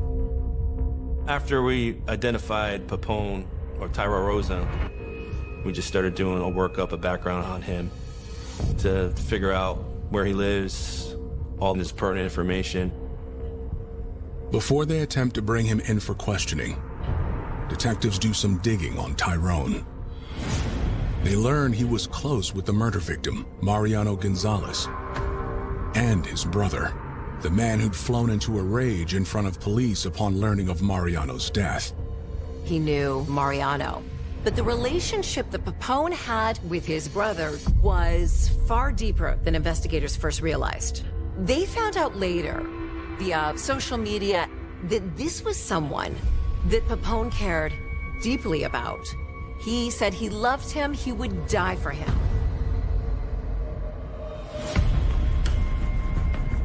But investigators speculate that Hiram had no idea the man he was socializing with at the club was so close to a man he claimed to have killed. Tyrone and Mariano Gonzalez's brother and Mariano Gonzalez were actually friends. We don't believe that Hiram knew that when he was bragging about that homicide. Tyrone may have wanted to retaliate because Hiram Martinez admitted to killing the brother of one of his closest friends. Investigators also learned that the 35-year-old Tyrone Rosa is no stranger to the law. He was on parole, which is great for us because that gives us access for an interview. And that's what we did. We ended up having his parole officer bring him up to the Major Crimes Division for an interview. 17 days after Hiram and DJ were shot, Tyrone Rosa is brought in for questioning with detectives, grudgingly. He didn't seem nervous, per se. He definitely seemed very closed off and reluctant to speak. He was keeping his cards close to his chest. Detectives keep at it. We started getting to the meat of it, asking him if he knew certain people, if he was at an after-hours club with them. He, seemed reluctant to speak, but then he started giving us some information, saying he was at an after-hours club with Mr. Martinez and Mr. Jimenez. At this point, the story is starting to line up a little bit with DJ's, but this is where the story changes. Tyrone claims he didn't leave the club with DJ and Hiram. He said he never went with them in the vehicle, that he stayed at the After Hours Club, and they left by themselves. When I knew he was lying, that's a good sign, actually, for me. I like when people lie in an interview. You know you're getting close. As for the victim of the first shooting, Mariano Gonzalez, Tyrone says he had no reason to avenge that death. He said that he doesn't really know the other victim, which was Mr. Gonzalez, and his brother, kind of downplayed. He said he knew of them, didn't really associate with them. He kept trying to downplay his association with the victim. Investigators aren't buying it. He didn't really want to admit that he was really close friends with him. We knew he was close friends with his brother. That's our belief of why this occurred. Speculation isn't enough to bring murder charges, but investigators do find a way to keep Tyrone behind bars. Because Mr. Rosa was on parole at the time, and he was a suspect in a homicide, his parole was violated, so he's remanded to custody. Investigators keep close tabs on Tyrone. The day after his arrest, he makes a phone call from jail to Mariano's brother. We already said he wasn't close to him, so why are you calling this guy if you don't really associate with him? So that, obviously, we knew he was lying. That's not all. He asked Mariano's brother for a favor. He also started telling this guy to destroy his phone, which is like, if you have no involvement, why are you telling someone to destroy their phones?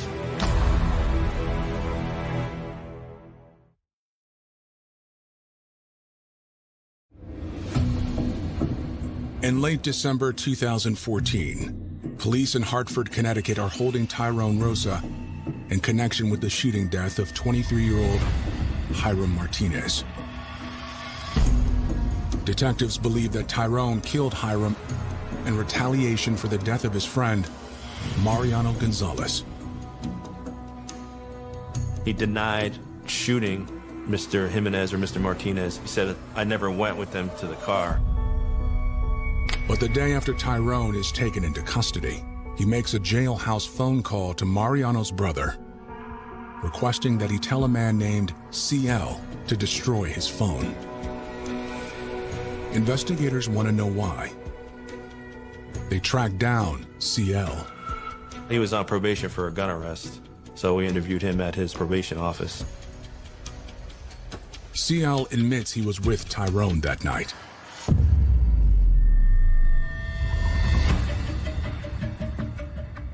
He's friends with Tyrone Rosa, and he was with Mr. Rosa at the After Hours Club prior to the incident. Eventually, Tyrone left the club. He just went, didn't know where he went. Mr. Rosa didn't tell him. Then, around 5:30 a.m., minutes after the shooting would have taken place, CL called Tyrone to ask him where he had gone. Tyrone didn't say, but asked CL to pick him up at a location near Colt Park. He went and picked him up near the crime scene. I don't even think he knew what Mr. Rosa did, because I asked him all that, and he just picked him up and was doing him a favor.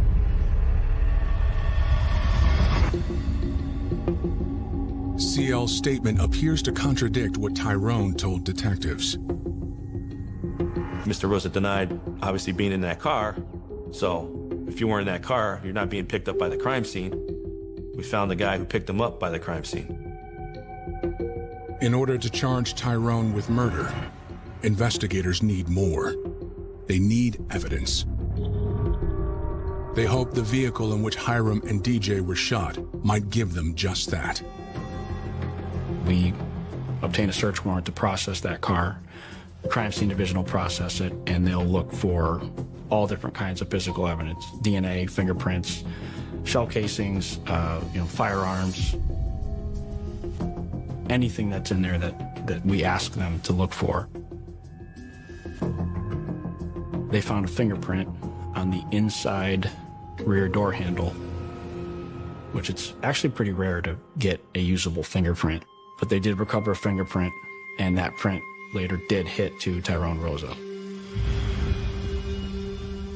Now they know what he told them about not being anywhere near the crime scene, not still being in the car, was not true.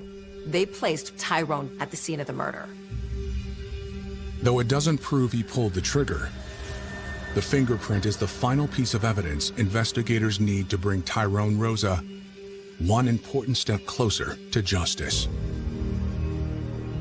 With that positive ID, with the physical evidence to support it, that was enough.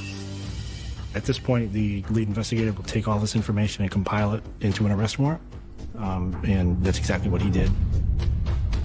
On February 18th, 2015, nearly 2 months after Hiram Martinez and DJ Jimenez were shot, Tyrone Rosa is charged with murder, first-degree assault, and criminal gun possession. Mr. Rosa was arrested for the murder of one gentleman, assault another gentleman. He was already remanded to custody because he was on parole, so he's in jail already. But will prosecutors be able to keep him there? Throughout the court proceedings, he maintained his innocence. He said, "Someone killed him, but it wasn't me."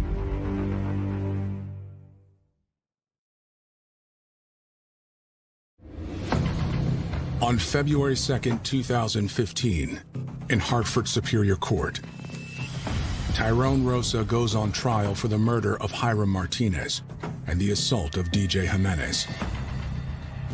In court, Tyrone is stoic. He was very calm and didn't seem nervous or excited. He's kind of a low energy type of guy. Prosecutors argue that Tyrone was out for revenge after Hiram told him that he killed Mariano Gonzalez. The claim was that Mr. Rosa had killed this one gentleman for revenge for a friend of his that had been killed. My client gave a very different version. There was this unknown third person who my client says put a gun to his head and presumably committed the shooting. There was one young man who really had this expectation of himself to do what was right or what was considered the admirable thing to do and avenge the death of his good friend, his friend's brother. There's no alternative other than to take the same lethal action that was used against the person that he loved.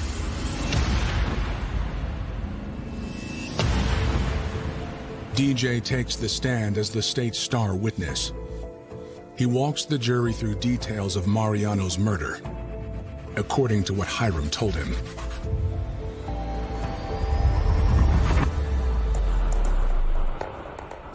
Hi, Hiram met up with Mariano Gonzalez on Bond Street in Hartford.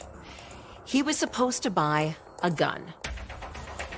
DJ says, changed his mind. Now Hiram doesn't want to buy the gun. Mariano was basically set on selling this gun. You're buying this gun. And that's when everything went wrong. Mariano Gonzalez had actually threatened Hiram Martinez's family. Hiram has a 3-year-old child and a significant other that clearly he cared about very much. So when someone threatened to wipe out his family, this did not sit the right way. DJ says that's when Hiram told him that he killed Mariano Gonzalez in cold blood.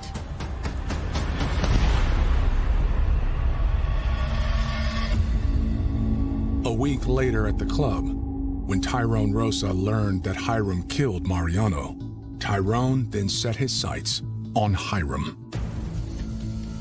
On the stand, DJ recalls the chilling moment that claimed his best friend's life. Tyrone got out to use the bathroom. They didn't think anything of that, and as he got back in the car, DJ claims he heard a loud bang, covered his ears, realized it was a shooting, got out and ran. At that point, he realized he had been shot as well.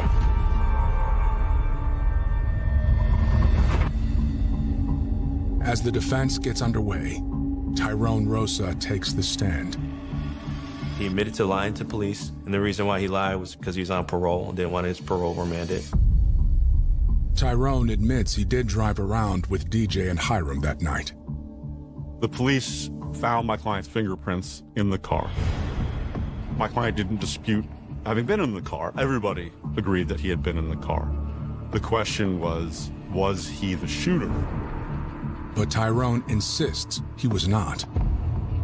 There was no forensic evidence that directly tied my client to the shooting. They didn't find the murder weapon, for example. They didn't find any DNA on anything that directly linked my client to the murder. So the lack of that sort of evidence made the trial a credibility contest. Tyrone offers up what he claims is the truth about what happened that night. My client testified that while he was urinating, somebody came up behind him, put a gun to his head, and told him, "Don't move. This isn't about you."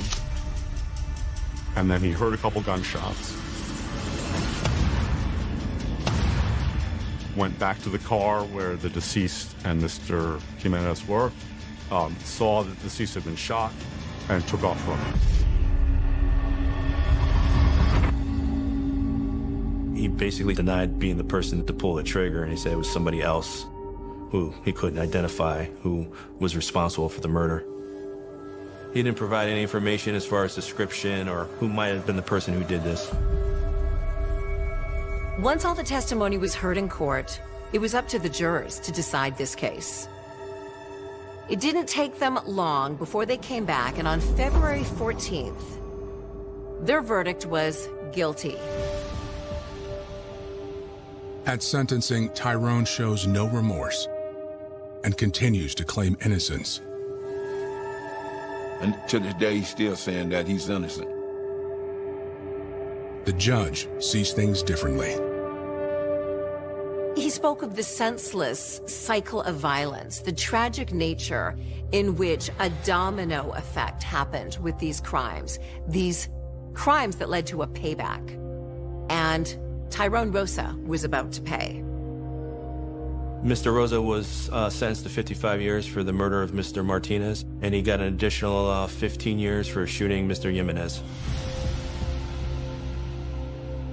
For investigators, this was a relief. They had a conviction. Tyrone Papone Rosa. But remember, there were two crimes here. The payback was preceded by the murder of Mariano Gonzalez.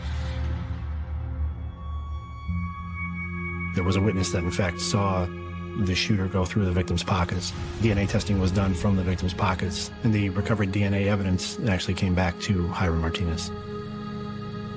Not only did we have the story now of Hiram Martinez telling DJ that he did commit the crime in the murder of Mariano Gonzalez, but DNA evidence confirmed it. Closed cases cannot fill the holes left by loved ones who will never return. Even if you do arrest somebody and they get convicted, I still don't think families ever get closure for something like that. It's just a hole ripped in their heart that just lasts forever. I think people's motivation to avenge a wrong is to make themselves feel better or make someone else feel better. I think there's a deep down desire to correct it. And people think that, well, if I do this, I'm gonna feel better. You might in that instant, you might think you're doing. I remember working at the pub and started hearing rumours. Mum, dad, 2 children slaughtered in their own home. Massive shock to the local community that something so awful could happen to such a lovely family. This was an all-out slaughter of 4 people. No one really knew what had happened, how it had happened, or why it had happened. Are the family involved in some way with organised crime? Is this a contract killing because it's so brutal? A family wiped out and a man going missing leaves a community asking questions. Detectives were left pondering, was this missing persons case linked to a quadruple murder case? There was a point in this inquiry I was thinking if we didn't have bad luck, we'd have no luck at all. You didn't feel safe in the village? Police were playing catch-up. I can't think of another crime of this magnitude in the history of Northamptonshire Police.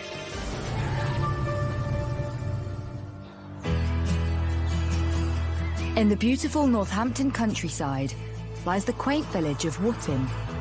It's really lovely. Everyone knows everyone, so it's really chatty, really friendly. Yeah, it is nice, especially to have kids around here. I love it. I know it's an old village.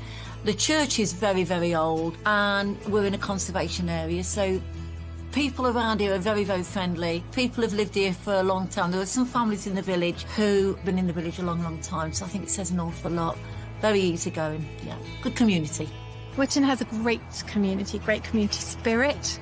It has a lot of buildings, facilities, open space, considering it's an urban parish. There's the new building, Wootton Fields and Simpson Manor, and then there's the old village, which has got all its old traditional spirit with the church and the old village hall. You've got the Yeoman of England pub in the village, Working Men's Club, you've got a community centre, they put on events, they do a food market every Saturday. Everyone helps each other out, everyone looks out for each other. So Wootton was the perfect place for Jeff and Helen Ding, originally from East China, to raise their 2 daughters, Zing and Alice. Jeff was a university lecturer up in Manchester, very educated man in the science field. Helen worked at the local school teaching languages. They had 2 daughters, Zing, also known as Nancy, and then they had a younger daughter, Alice, of whom Nancy was very protective. Family life was busy, especially as Jeff split his week between home and his work at Manchester Metropolitan University. I believe Jeff was a senior lecturer here, specialisms in polymers, so synthetic materials. His teaching was at first-year level. We all pride ourselves, giving support to our students, but Jeff really took that to a fantastic level. He spent most of his time with students, helping out with various problems that they might have with their studies, for instance. He was actually a hall warden in a halls of residence just on campus. I don't think I ever saw him once lose his temper or ever have any issues with staff. Very easy to get on with. The Ding's eldest daughter, 18-year-old Zing, was an accomplished musician and preparing to go to university. Zing came over as being very self-assured, very calm, very capable. She had a wicked sense of humour, and she was quite a live wire. But she managed to be friendly to everybody she met. She was good at everything. She was a remarkable student at school, and she'd already accepted a place at Nottingham University to study medicine. Like her sister, 12-year-old Alice was also a keen musician. Alice was quite bubbly. She had one of those smiles that would light up any room. A bit of a cheeky smile, but she was absolutely delightful. Very outgoing. You could tell she was the whole package as a violinist. I think both of the girls had a very strong work ethic, and no doubt that come down to them from their parents.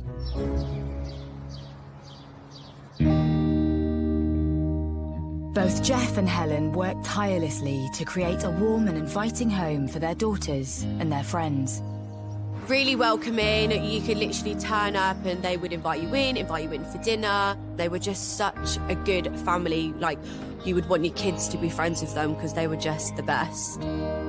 They all seemed very happy and very settled. They loved that family home as well. You know, that was a place they really liked to be. And it is a very nice neighbourhood, I have to say. But this neighbourhood will never be the same after one fateful bank holiday in 2011.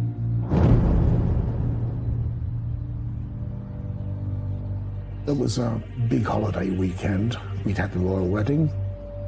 When William and Kate got married, the whole of the parish here was alive with street parties, Union flags everywhere, bunting, a lot of celebration. It was a super happy place. I was actually working in the pub on the royal wedding. We opened early for it. Not many people actually came in because loads of people around the village were actually throwing street parties. As the bank holiday weekend comes to a close, neighbours of the Ding family become concerned as they haven't been seen all weekend. One of the family was due to attend something and they didn't turn up. And then the neighbour went round to see if they were okay and see where they were. The house was in relative darkness, no reply at the front door. That neighbour, thankfully, was a little bit persistent and went round to the back of the house. Peering through the kitchen window, the neighbour glimpses what appears to be a body on the floor. The police are alerted and clearly force entry to the premises. As the officers enter the house, they discover not one, but two bodies. Jeff is slumped by a radiator in the kitchen with multiple stab wounds. Helen is by the entrance door between the hall and the kitchen, and she's got multiple stab wounds. The officers head upstairs and step into a harrowing scene.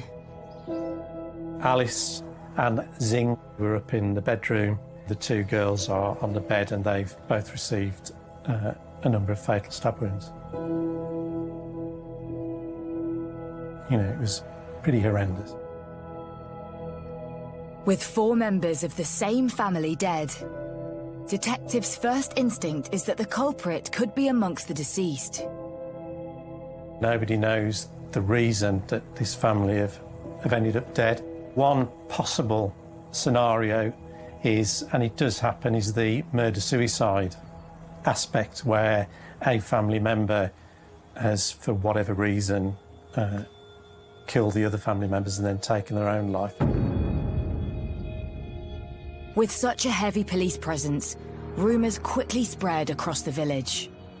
I remember working at the pub at the time and started hearing rumours, customers coming in saying something really bad had happened, but we were all still unsure of the extent of what had happened. I first heard through a friend who I live near locally, whose daughter was very good friends with one of the young ladies. So it was horrific locally to everybody. The fact that the family had been there for a while and been not discovered was horrific, and just a massive shock to the local community that something so awful could happen to such a lovely family. I wouldn't like to speculate on people's opinions, but to me personally, it felt a bit targeted. Little did the villagers of Wootton know the scale of the crime that's been committed on their doorstep. The murder of the Dean family was probably one of the most horrendous crimes I've ever been asked to investigate.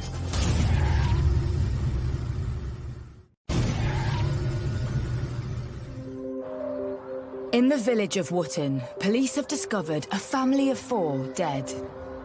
Detective Superintendent Glyn Timmins is put in charge of the investigation. I was at home on Sunday the 1st of May, enjoying the bank holiday weekend, and my colleague alerted me to the fact that he'd been called to the scene of potentially a multiple murder scene. 46-year-olds Jeff and Helen Ding and their 2 daughters, 18-year-old Zing and 12-year-old Alice, have all suffered fatal knife wounds. I think what you're trying to do initially is you're trying to rationalise it in terms of what's a likely motive. Why would a family be murdered? You could be looking for a crazed, maniacal killer who's randomly struck at a household.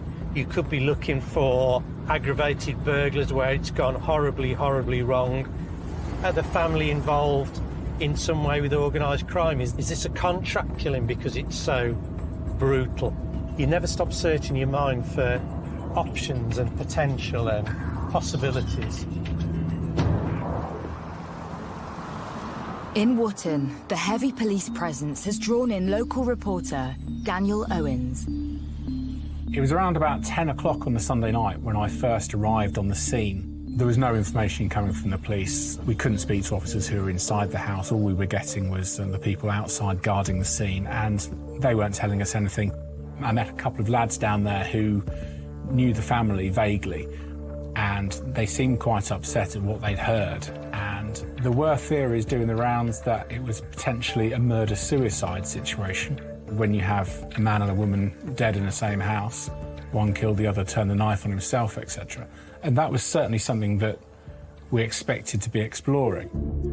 But in a fast-moving investigation, it's quickly established that the culprit isn't likely to be one of the family. Clearly, because of the violence that had been used, it was just obvious to the officers that this was an all-out slaughter of 4 people. The big demand at that stage is, well, there are 2.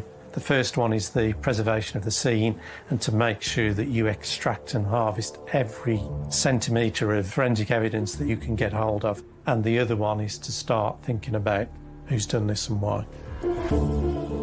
With a murderer in their midst, police are also aware that villagers could be at risk.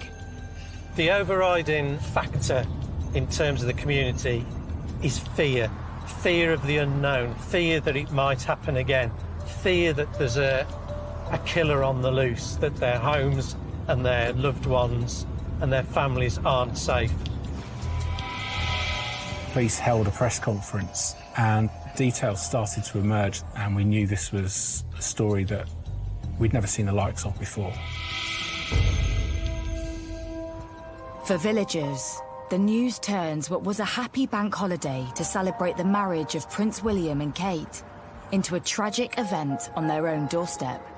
When everybody's enjoying a day, and it was a beautiful day, it's hard to believe that something so vicious can happen.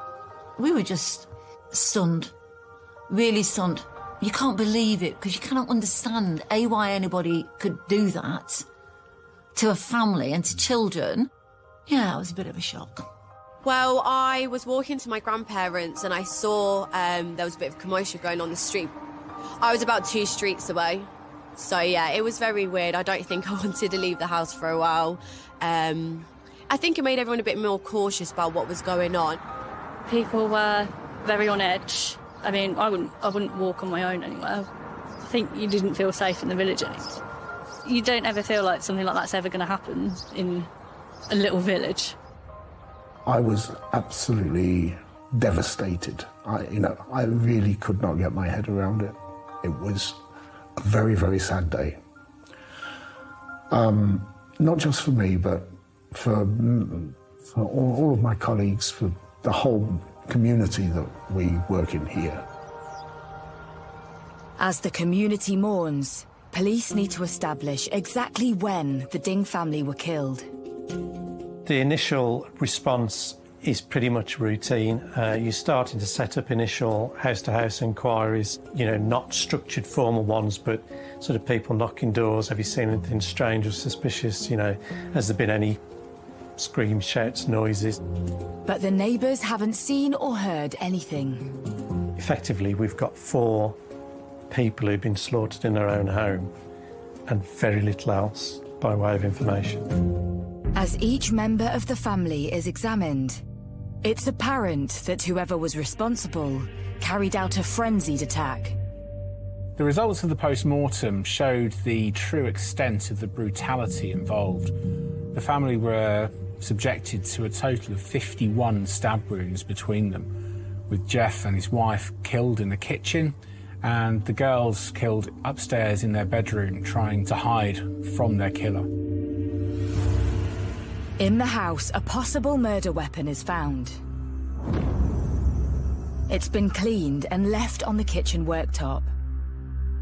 And as police comb the scene for clues, they find a puzzling item in the Dings letterbox. It's a calling card from West Midlands Police, and it's been left just hours before the bodies were discovered. The visit took place on the Sunday morning, quite early on. Obviously, no reply at the front door, but it's early on a Sunday morning, not unreasonable for people to be in bed. It's a bank holiday weekend. The officers got no reply. Why had the police visited the Dings home early that morning? Who did they want to speak to? And was this in some way connected to their murders? Someone I'd worked with previously was a detective superintendent in West Midlands. He rang me to say, was I aware of this missing persons inquiry? Police had visited the Dings in relation to a missing persons inquiry, that of 52-year-old An Zhang Du. An Zhang Du was a native of China and came over here in the late 90s with his wife, and he ran a herbal medicines business which he ran with the Ding family for some time. An Zhang had left his home on the bank holiday Friday, 2 days before his business partners, the Ding's bodies, were discovered. An Zhang Du left his wife at home watching the wedding while he boarded a train to Birmingham, where he went into his business premises. He was going to open up the shop, albeit a bank holiday, albeit Kate and William's wedding. He'd gone in to do some work. When An Zhang Du didn't return from work, his wife, she started to become concerned about him, where he might be, what state he was in. It was totally out of character for him, and she was tearing her hair out with despair at where he was. At some point later in that day, she reported him as a missing person to West Midlands Police. An Zhang's wife also described the night before he went missing, and an unexpected knock at their door late at night. Court officers turned up at An Zhang Du's house and served court documents. The ultimate outcome of the service of that court process would have resulted in bankruptcy for Mr. Du and his family. Mr. Du did not sleep that night. He was pacing up and down. He was clearly angry, agitated. It really had disturbed him. The missing persons inquiry was raised on the Saturday, and as part of that investigation, police attended An Zhang Du's business premises in Birmingham, where they found a note, effectively saying goodbye to his wife. Leaving a note and with no contact for 4 days, police consider the possibility An Zhang has taken his own life. Clearly, in terms of mindset, in terms of where he was at mentally at that stage, that would ring significant alarm bells for both, obviously, his wife and the police investigating his disappearance. Police want to know, what was An Zhang Du's fate? Could he also have been a victim of the Ding's killer? What detectives were left pondering was whether the missing persons case was now linked to a quadruple murder. But what detectives uncover next points not only to An Zhang's fate, but also a motive for murder. There was this legal dispute over business between the two families. and that there was a strong possibility that something had led to a coming together of Mr. Do on the one side and the Ding family on the other.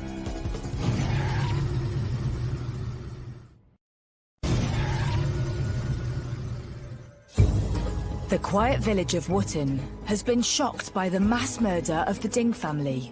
University lecturer Jeff, language teacher Helen, and their daughters Zing and Alice. All four have been found stabbed to death. Wootton was not an area affected by crime, yet all of a sudden the world's media descended on their doorstep. It went from 0 to 60 in seconds.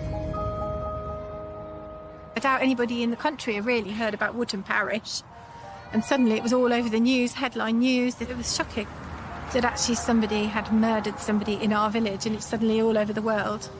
On the BBC, for want of a better word, suddenly Wootton is there. It's just bizarre. It's just a normal village that people come to and live or work or whatever. Just a normal village. When we heard what happened, how it happened, you can't believe it because you cannot understand why anybody could do that to a family and to children. Yeah, it was a bit of a shock. Police have linked another investigation to the Ding's murder, that of a missing persons inquiry for former business partner An Zang Do. He disappeared just days before the family of four were found, and it's been discovered that both families were at war. An Zang Do and his wife had been involved in a bitter legal dispute with the Dings since 1999. It had been rumbling on for a long time. This relates to a breakdown in the business relationship. This falling out resulted in a 10-year legal battle, which culminated in a late-night visit from lawyers. Do and his wife had been served with a court injunction ordering them to repay £88,000, which forced them into a financial black hole and near bankruptcy. This is a man that's completely at 6s and 7s. He's been knocked completely off his axis in terms of his future and what's going to happen to him. Do clearly felt massively aggrieved. He'd put his life's work into this business and had it torn from underneath him, really. That's when the bells start ringing and you've got the basis of a real solid motive for homicide. Police believe An Zang Do's anger at being summoned to pay the Dings an £88,000 settlement makes him a prime suspect. But they have yet to find any evidence which connects him to the crime. What we would have to do is put Mr. Do at the scene of the murders. All eyes turn to tracking An Zang Do's movements on the day he went missing. He's first spotted on CCTV at his business in Birmingham. He left the shop probably within 10 or 15 minutes of having arrived there. He's next seen heading to a train station. We traced him to New Street, so therefore we knew which train and platform he was on. An Zang Do then boards a train to Northampton. There's CCTV footage of him on an escalator at Northampton bus station. So we know he transferred from the train station to the bus station. We then know that he got onto a bus that went to Wootton Village, and there is CCTV of An Zang Do actually asking the driver of that bus for directions. Obviously, he was trying to establish where Jeff and Helen's house was in Pioneer Close.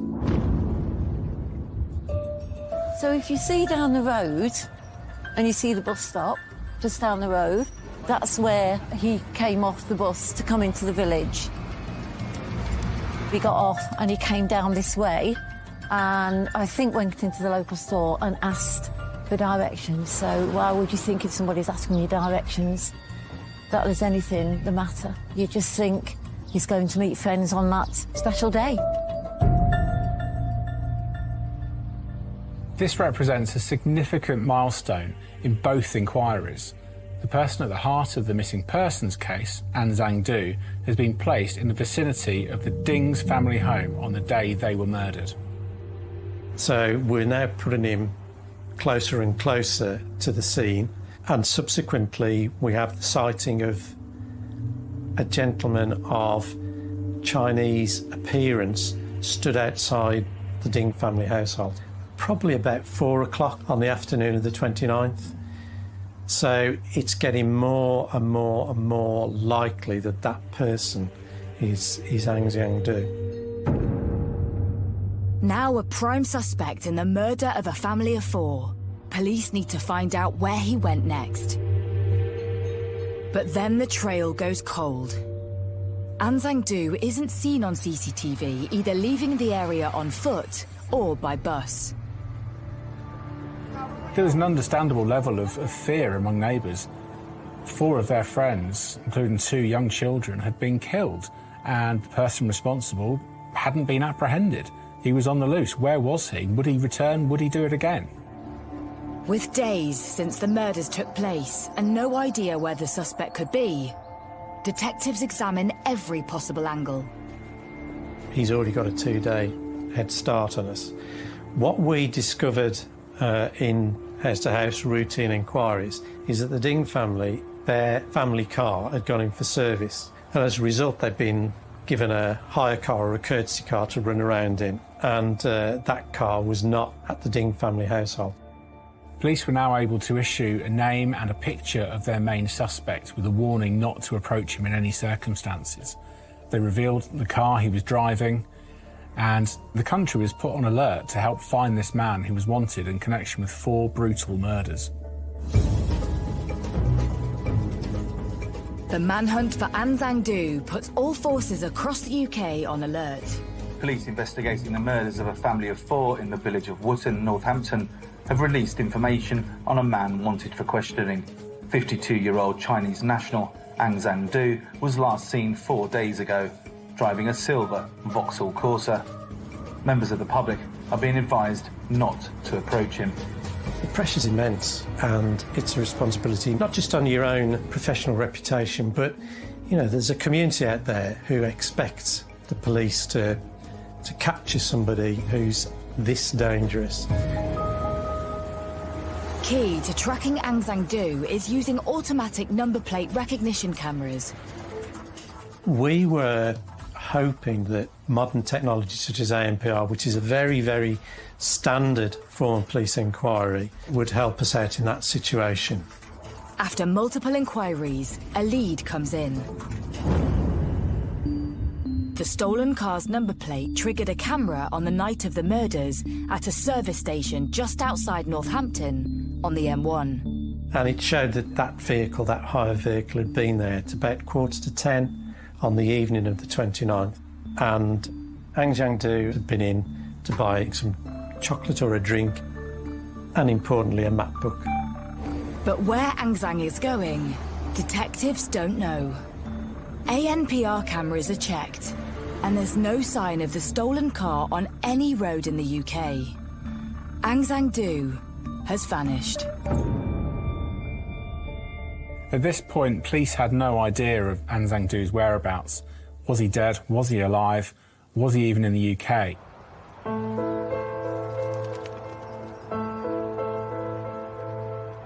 While the manhunt intensifies, the Ding's friends and family are trying to come to terms with what's happened.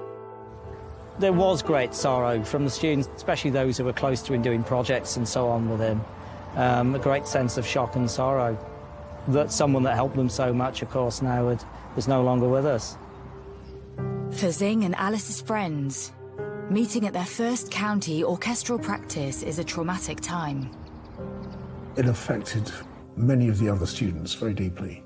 At orchestral rehearsals in the following week, flowers were left on their chairs. You know, teaching is one thing, but no one can prepare you for... How does a teacher cope with this? I don't know. No one prepares you for that. For Jeff's family, struggling with the loss is only compounded by the grief of not knowing why this happened. Actually, I first learned from the internet news, and I was completely shocked. I even cannot finish the news. Okay, once I saw the picture, I just I mean, I cannot believe there's 4 members all gone.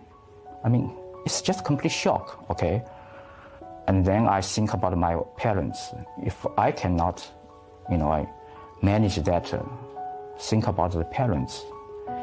They lost their children, their grandchildren, only one day.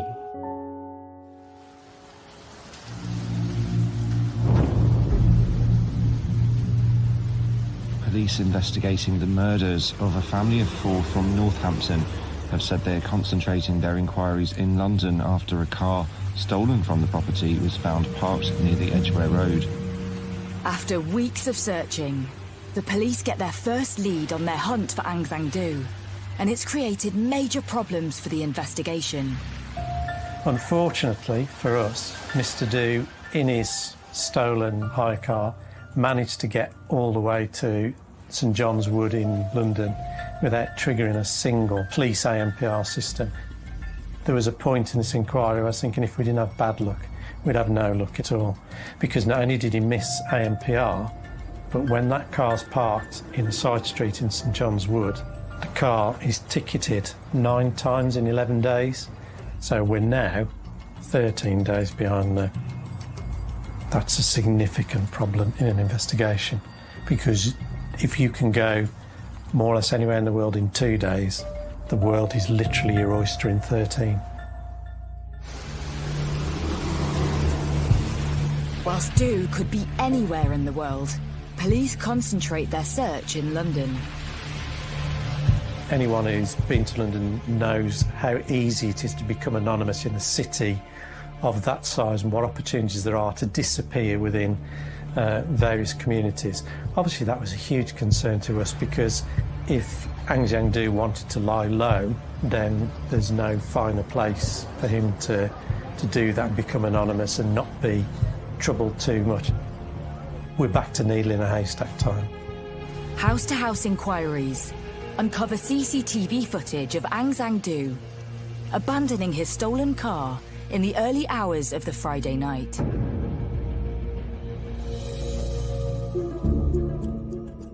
Which reinforces detective suspicions that he's still in the area. The investigation moves to Chinatown in London's West End, and officers hand out wanted posters. Obviously, language is an issue, although clearly most of the Chinese community within those areas will speak English. I think the most difficult cultural barrier is a natural reluctance to become involved with the police.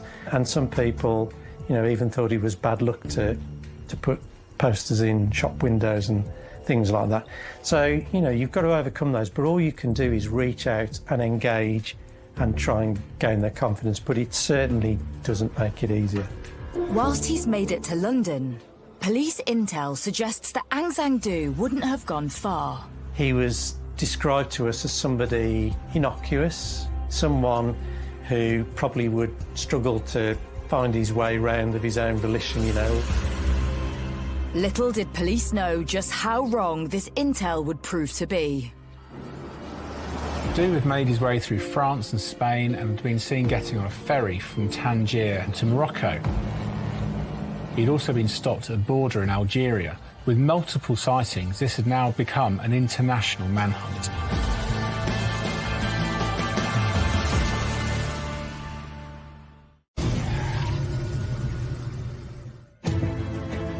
Police hunting for a man suspected of murdering a family of 4 from Wootton Village in Northamptonshire have put out a reward of £25,000 for information which could lead to his arrest. Detectives say there have been over 380 sightings of Aung San Suu across Europe, but the 52-year-old has now been missing for almost a year. Having reviewed over 5,000 hours of CCTV footage and interviewing over 2,000 people, police have discovered that Aung San Suu is no longer in the country. It's a mind-blowing thought, because literally there are 6 billion people in this world. Where do we start? Which country do we start with? You're just thinking, oh my goodness, where do we go from here? I doubt anybody in the country have really heard about Wootton Parish. And suddenly it was all over the news, headline news. This guy had come into our parish, he'd committed these dreadful murders, and then he was running off around the world where they couldn't find him. It put Wootton for a while in the news. It was strange having Wootton put out there like that. Through CCTV analysis, police have uncovered Aung San Suu Kyi's journey from Wootton to London and then onwards. He took a coach to the coast and then over to Paris, then onwards to a Spanish port. And the long and short of it is, by the time the police became aware of the bodies, he was out of the country. He's gone. The police reach out to forces around the world and decide to travel to Spain. Detectives had issued an appeal on the Spanish version of Crime Watch, and that appeal went out far and wide across the country. That broadcast was seen also in Morocco, and my understanding is that as a result of that, a supervisor or foreman on the building site where Aung San Suu Kyi had been working as a labourer, he alerted the local authorities, and the local authorities arrested Aung San Suu Kyi after something like 14 months of being on the run. Yeah, I remember when they caught him, I remember thinking, how on earth did he get there? Unnoticed and working, actually. How is he working? It shows they don't have the same laws that we have here about working. But yes, it was great. It was a good feeling to know he'd been caught. I remember when the news broke out that he was being extradited back to the UK to be charged for the murders. Everyone felt like justice was finally going to be done. But even though Aung San Suu Kyi is safely locked up in a Moroccan jail, it's another 6 months before he's returned to the UK and charged with 4 counts of murder. It's taken over 2 years, but the trial into the murders of 4 members of the Ding family begins at Northampton Crown Court. Surprisingly, Duu pleaded not guilty in the court case. His version of events was that he'd gone round there to simply talk to the Duu family and things had spiralled out of control. The issue for this trial was not so much whether he killed the Ding family, it's whether he did it as a murderer of sound mind or whether there was some kind of diminished element. The court hears how on the 29th of April 2011, Aung San Suu Kyi was furious after he received a court order. After a lengthy legal battle with Jeff and Helen Ding, his assets were frozen and he was ordered to pay the Dings £88,000. So, while the nation watched William and Kate get married, Aung San Suu Kyi had gone to his shop to pick up a kitchen knife. Then, he headed towards the village where the Ding family lived. My belief is that when he left the New Street station just after 11, he was going to Wootton in Northamptonshire with one thing on his mind, and that thing was murder, the ultimate revenge. Aung San Suu Kyi admits he entered the Ding's house via the back gate and finds Jeff Ding in the kitchen. They argue, and he stabs Jeff multiple times before attacking his wife Helen. He then goes upstairs and kills Zing and Alice. They are both huddled together in one bedroom.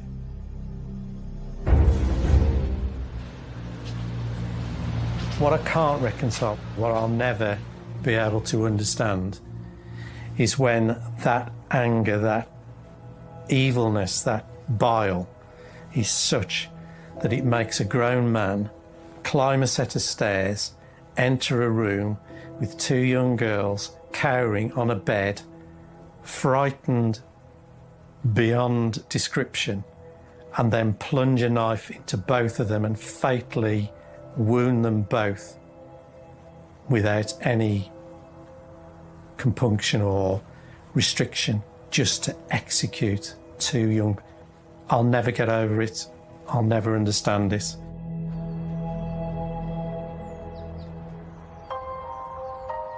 During the trial, the jury also hears a recording of a 999 call. It was made by one of the girls when they heard Aung San Suu Kyi attacking their parents. It transpired that a 999 call had been made from the property at the time of the killings. Police had responded to the call but had been sent to the wrong address and had no answer, and therefore the case was effectively closed.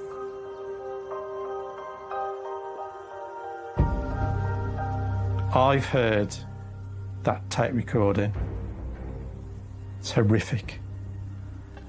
Absolutely horrific. And those screams, I won't forget them, because I know what was happening when those girls were screaming, because a murderer had entered the room and was in the process of fatally murdering those 2 girls. Absolutely.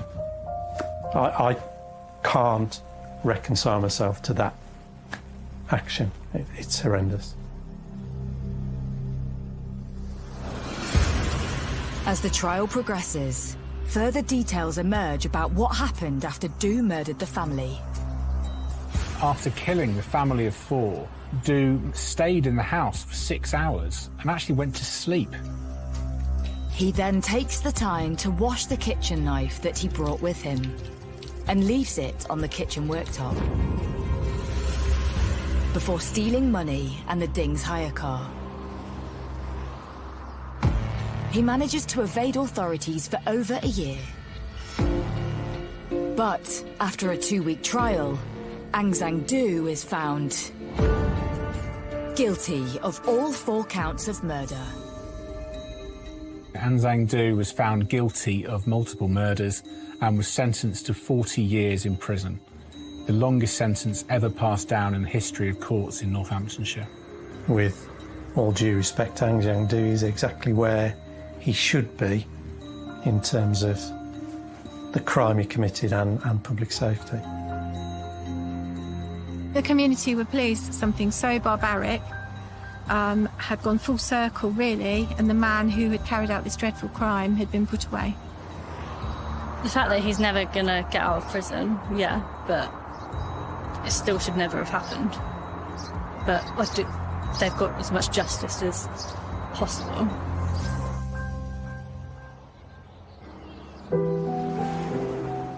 After 10 years, those that knew the family are still coming to terms with the loss. I don't think there's ever any way that justice can ever really be done that can make up really for what happened. There isn't, and that's the closest we can get. And whatever punishment he got is never going to make up for for what happened that day.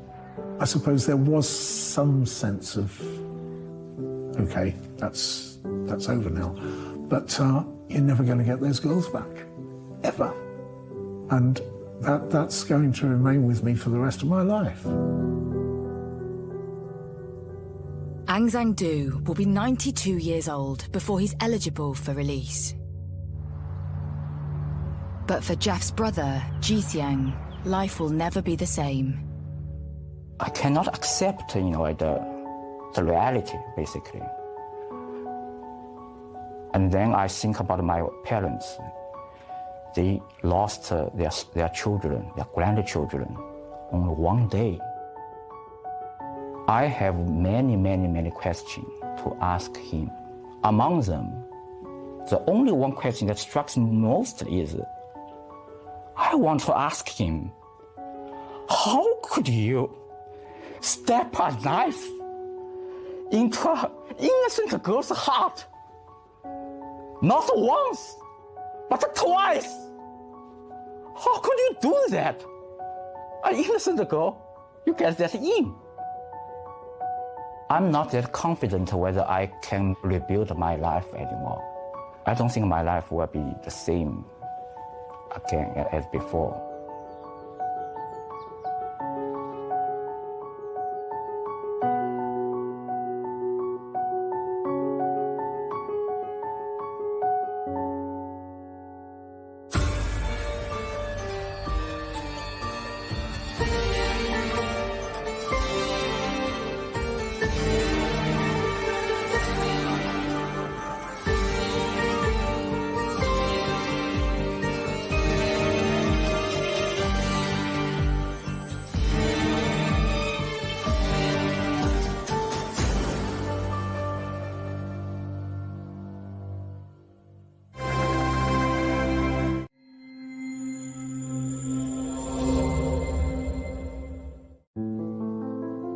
If we could identify who had made those bite marks, was another way of identifying who had carried out the murder.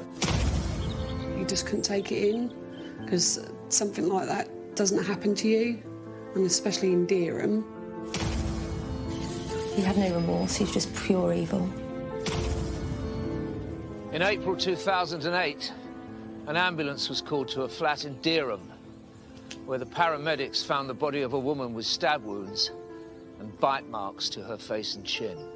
What began as a simple murder case turned into one of the most challenging investigations that Norfolk police had ever dealt with.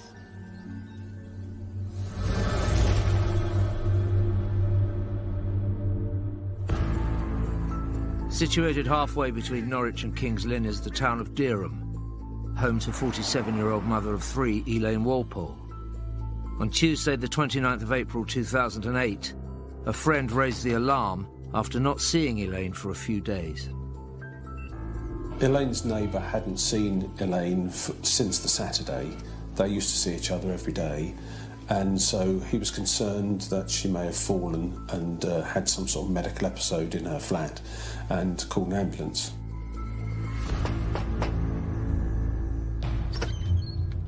Paramedics had forced their way into the property, where they saw Elaine dead on the floor. DCI Fry of Norfolk Police's major investigation team took over the case the following day and went straight to the flat. The scene was really quite chaotic. There were smashed plates and things strewn all over the floor. Some of the contents of drawers that had been pulled out and the fronts broken off. It was really very untidy. DCI Fry needed to quickly establish what had gone on. It was a case of door-to-door inquiries. Intelligence needed to be gathered around what we knew about Elaine, what we knew about any of her family and friends. Anything that had been happening in that particular area of Dereham. Had there been a spate of burglaries going on that she might have disturbed someone? Just a general gathering of intelligence that may assist the inquiry. While police were making inquiries, the forensic team at the crime scene were building up a picture of events leading up to Elaine's murder. The state of the crime scene, to me, does suggest that there was some sort of altercation, fight, argument. But it does seem to go beyond what would have occurred just as a result of a struggle. The whole thing really seems to speak of somebody who was very angry, maybe seeking to intimidate and dominate, and really maybe demonstrate power and control. The residents of peaceful and picturesque Dereham were oblivious to what had happened.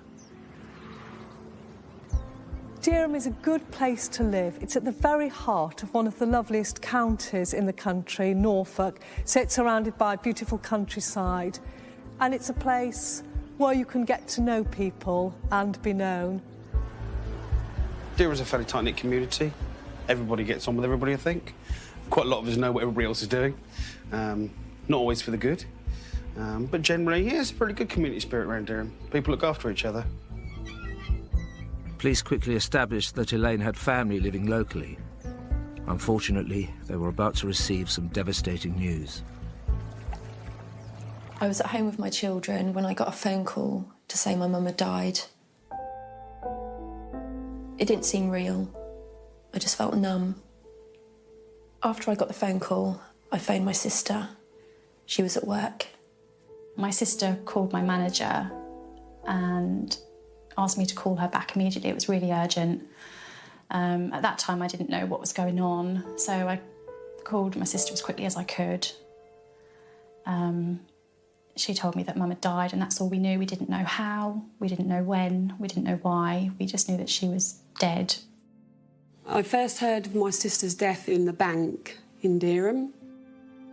Everything was going through my head because you don't want to believe it. We all went round to my Auntie Jackie's to see if anyone could shed any light on what had happened, because at that point no one told us anything. The police didn't tell us anything. No one told us what was going on. We sort of had to use our imagination, I guess, and try and work out what had happened. So that was quite difficult. Until a post-mortem was carried out, police couldn't be certain about Elaine's cause of death. All they had to go on so far was what they had found at the scene. Elaine lay with her head in the kitchen, and there's a pool of blood around her head. She was naked from the waist down, and she had several stab wounds, including one that went through her neck. There were some what looked like perfectly round circular marks, one on her right cheek and one on her chin. And initially I thought possibly she'd been hit with the bottom of a beer bottle with that slight stippling. Police needed to identify the mystery marks, a clue that could lead to the killer. I've been to probably between 50 and 70 scenes where there has been an unexplained or suspicious death, and you know, they can be extremely upsetting, but you focus on the job and really put it out of your mind, because you know, there's a job to do. Initially, with the examination of the scene, it was unclear how Elaine had died. It was rated as an unexplained death.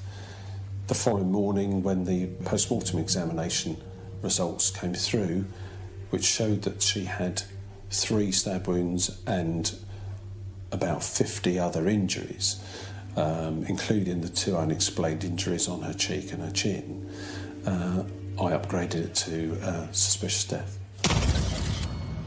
Suspicious death was a term police used for probable murder. It was time to share this news with her family. When we found out that my mum had been stabbed, me and my family, we just couldn't believe it. We were shocked. Couldn't believe it at all. Devastated, shocked. I was just unreal, really. You just couldn't take it in, because something like that doesn't happen to you, and especially in Dereham. You know, we were just, totally in shock. The investigation team needed to look further into evidence found at the crime scene for clues that would lead them to Elaine's killer. A knife was found on an arm of the sofa near to where Elaine lay that was identified as the knife that had been used to stab her. There was a broken bottle on the floor in the lounge that revealed a fingerprint. There were some boxer shorts still on the floor there, and a receipt from where she'd been to the shop the previous Saturday. That led to an inquiry to go and find out what she'd bought. And then that shop had CCTV, so we looked at securing that CCTV and looking through that to see if she was with anyone or if there was anything of value to be gained from there. Accessing the shop's CCTV footage and identifying the fingerprint would take a while, so the police looked further into Elaine's life. Elaine had a son and 2 daughters. All of them lived in the Dereham area. Clearly a close bond between them, and she obviously looked forward to their visits. Elaine was born in Hackney in London in 1960 and moved to Dereham aged 19 in the late 70s. She got told she couldn't have children, but later on she found out that she was due to have twins, and obviously she was ecstatic, really. You know, we was all happy for her. And then she had twin girls, and then she went on to have a little boy. I used to go and visit my mum every Friday with my nan and my children, and on the Friday before she died, she was laughing around with the children, dancing and singing with them. My mum was quite a private person. She didn't have many friends. One of her friends was her neighbour, and he used to visit her as well. Essentially, she lived quite an isolated life. Her family visited her regularly, and she had a routine of going to the shop every day and then returning home and spending most of the day on her own or in the company of a neighbour or whatever in her own flat. It was clear to police that the person who saw Elaine most regularly was the neighbour that had reported her missing. When we first found out what had happened to Mum, we all assumed it was her neighbour because she'd had run-ins with him in the past. So we all automatically assumed it was him. A planned arrest was made on the neighbour to try to either eliminate him from the investigation or see whether he was actually responsible. That gave the opportunity to do a proper search of his flat, recover his clothing to see if there was any transfer of bodily fluids. Having arrested the neighbour, he was interviewed and he was able to give an account of his movements from the last sighting of Elaine right through till the Tuesday, which we followed up on. And it was clear within a few hours that it was unlikely that he was actually involved in her murder, and therefore he was bailed so that we could focus our resources elsewhere. One day into the inquiry, it was clear that Elaine Walpole's neighbour was innocent, leaving the police with no suspects. Without a concrete lead, finding her killer was some way off.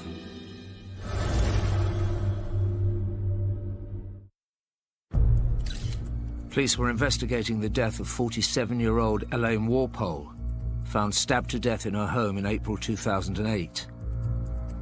They believed it was murder, and news of the crime had spread in the normally safe town of Dereham.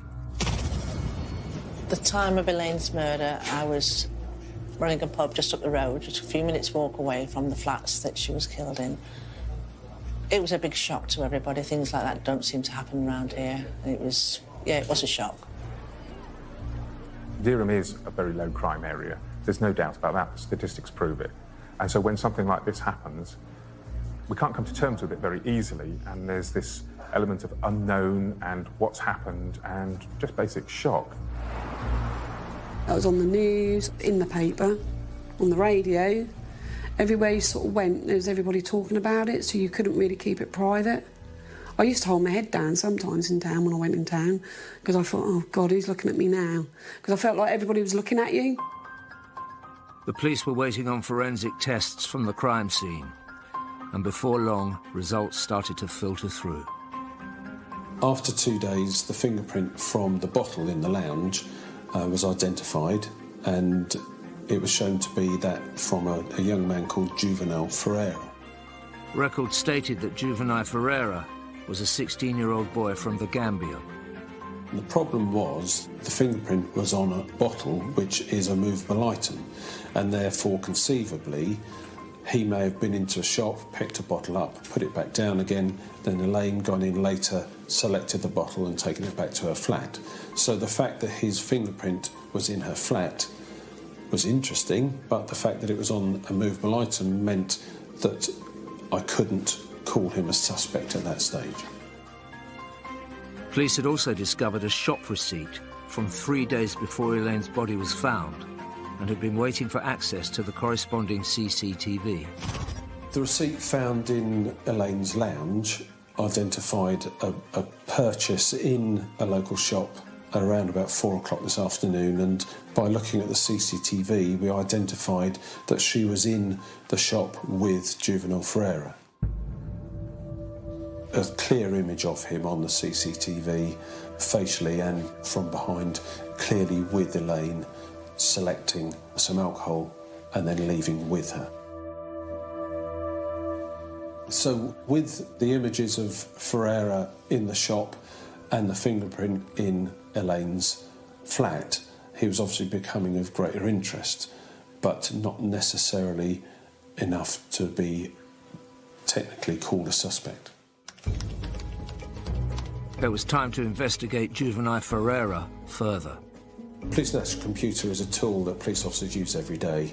If they suspect a car to have been stolen, they will check that on the computer. If they stop someone for some reason, they will check on the Police National Computer. If that person's wanted, it will be logged on there, and their criminal history is also logged on the computer, so they will know what those sort of people have been up to. Ferreira was showing up on the Police National Computer as having been arrested a few hours after he was spotted on the shop's CCTV footage with Elaine. Ferreira had initially acted quite strangely in the memorial gardens around lunchtime on the Saturday, where there were some people taking photographs, etc., and he'd acted a little strangely towards a lady there. He'd then gone to a garage sale on the Norwich Road, somewhere between the shop where he'd been seen with Elaine and Elaine's home address, and he was at the garage sale there, and again, quite upset one of the ladies there, and was asked to leave. Also around that time, it would appear that he met up with a young lad on a nearby road, asked to borrow his bicycle and rode off on it.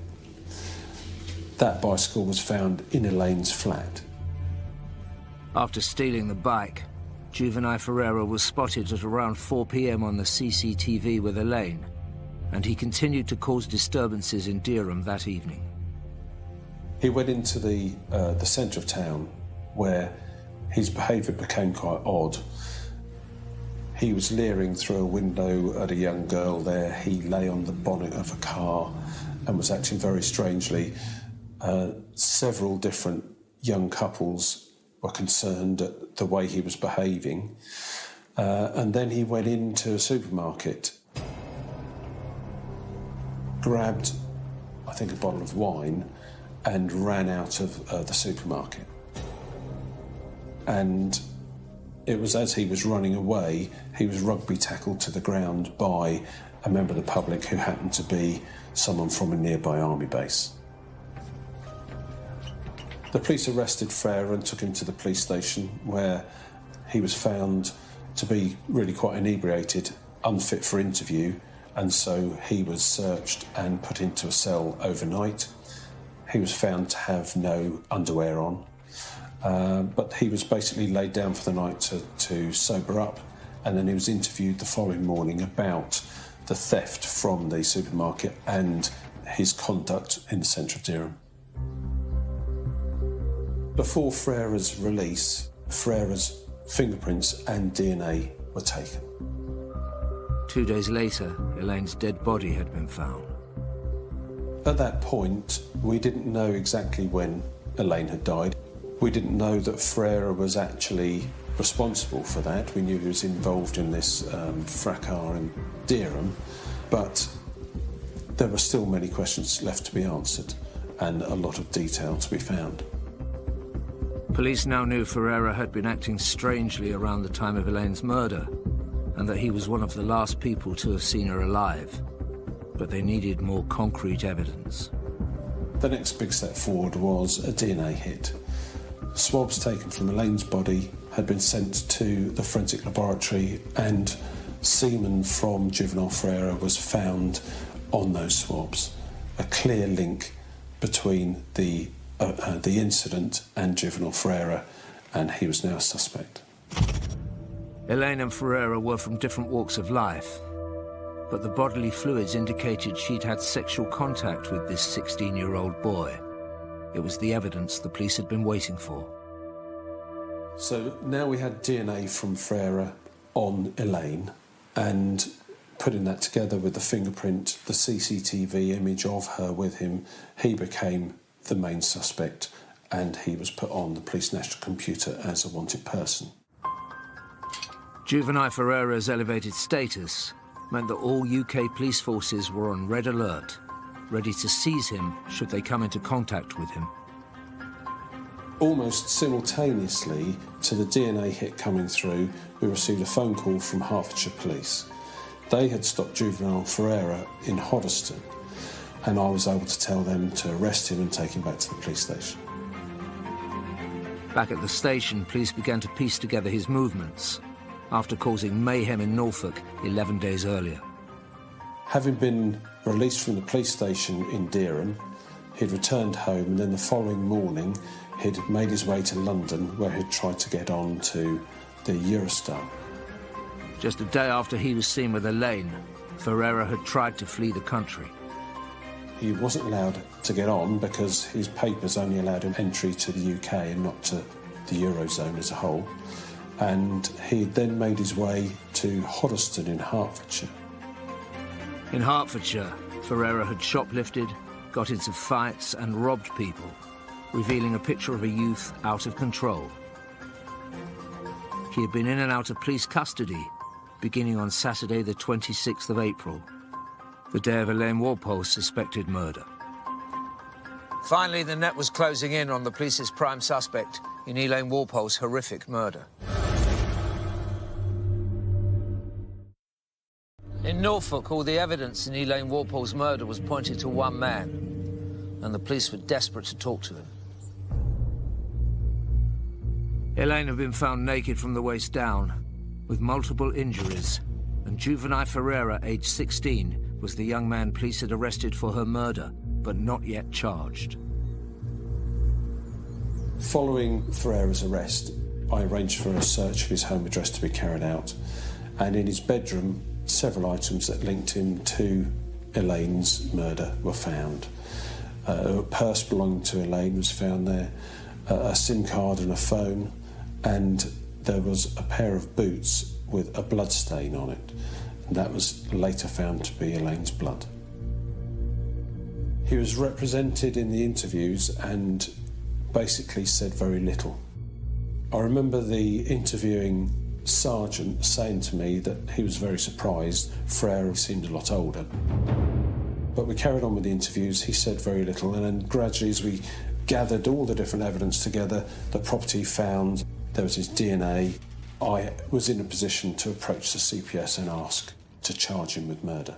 The CPS agreed, and on the 10th of May 2008, 11 days after Elaine Walpole's body had been found, Juvenile Ferreira was charged. Juvenile Ferreira was charged with murder, but as a juvenile, he had to be treated differently. He was kept in a different prison, and if convicted, would be subject to different term of imprisonment. Roughly a third of that he'd be expected as an adult. Well, when we got told by the police that they'd caught someone, obviously we were, I don't know, we were sort of like, your mind's all over the place, because obviously you're happy that someone's been caught, but obviously we wanted to know who it was and why. So obviously it was all in sort of like mixed emotions, really. Ferreira was held on remand at Feltham Young Offenders Institute while police continued investigating him, discovering that he'd moved to Dereham from the Gambia in 2007. But confirming Ferreira's age was proving to be difficult. We still had our suspicions that Ferreira was older than he was actually saying. Inquiries in the Gambia with the Attorney General indicated that travel documents could be obtained just by saying what your date of birth is without any evidence, and therefore they weren't a real true reflection of someone's date of birth. Ferreira's mother, who had moved to England, wanted to take him from the Gambia back to England, and therefore had applied for his travel documents stating a date of birth that made him at that time under 16 and a dependent. The Attorney General on my behalf made inquiries at the school where Ferreira had been and obtained his school certificate, but because he'd moved from Guinea-Bissau, where he was born, to the Gambia, we couldn't be absolutely sure when he'd started his school, and therefore that wasn't evidence of his birth and his age. Not being able to clarify Ferreira's age was a blow, but the police still had work to do in preparation for the trial, so focused on his relationship with Elaine. We wanted to know how Ferreira met Elaine, how well he knew her, and from inquiries it appeared that Ferreira was refused to purchase either alcohol or cigarettes in the shop and had gone outside and then asked Elaine to buy something for him, then returned into the shop and then walked away from the shop in the direction of her home address with her. As far as we know, that was the first time he had met Elaine. Ferreira's semen was found on Elaine's dead body, pointing to sexual contact between them. But to add sexual assault to the existing murder charge, DCI Fryer had to disprove consensual sex. Police needed to find out more about Elaine's personal life, and they returned to the family. Elaine would always tell you stuff. Even if you didn't want to know about it, she'd soon tell you about things. So, yeah, she'd definitely tell you if she had a boyfriend. I'd never heard of him. She'd never mentioned him to any of us, so we were very shocked that she would be involved with someone so young. We didn't know anything about him, or why they would even come to be acquaintances in the first place. As far as her family were concerned, Elaine wasn't in a relationship with anyone at the time of her death, let alone a random 16-year-old boy. The suggestion was upsetting, and more distressing was that they still hadn't been able to lay Elaine to rest. One thing that the family found very difficult to deal with was the delay in being able to hold Elaine's funeral. The problem is that we hold our post-mortem as soon as we can, but the defence have the right to hold their own post-mortem so that they can check the evidence that we've obtained. And therefore we have to have caught someone, charged them, and then given the defence the opportunity to carry out their own post-mortem. And in this case, the defence delayed and the post-mortem wasn't carried out for several months. Having the funeral after 4 months, it was obviously a huge weight had lifted off our shoulders that we were able to have the funeral. But we knew that the trial was coming up, so we still had that to deal with. So we were still all really anxious and worried about the outcome of the trial. Unfortunately for Elaine's family, a new development at Feltham Young Offenders Institute suggested Ferreira wasn't going down without a fight. Whilst we were preparing the case, we were contacted by the prison where Ferreira was being kept, and we were told that he had written on the wall of his cell, "I didn't kill her, she was my girlfriend, for goodness sake, I'm only a kid." This gave an indication of the defence that Ferreira may be putting forward at court, that he knew Elaine, that she was his girlfriend, and it's quite common for people to remain sort of denying the offence right through the system. Graffiti, more commonly, is a way in which individuals make a statement about themselves to the world. It's how they want to be seen.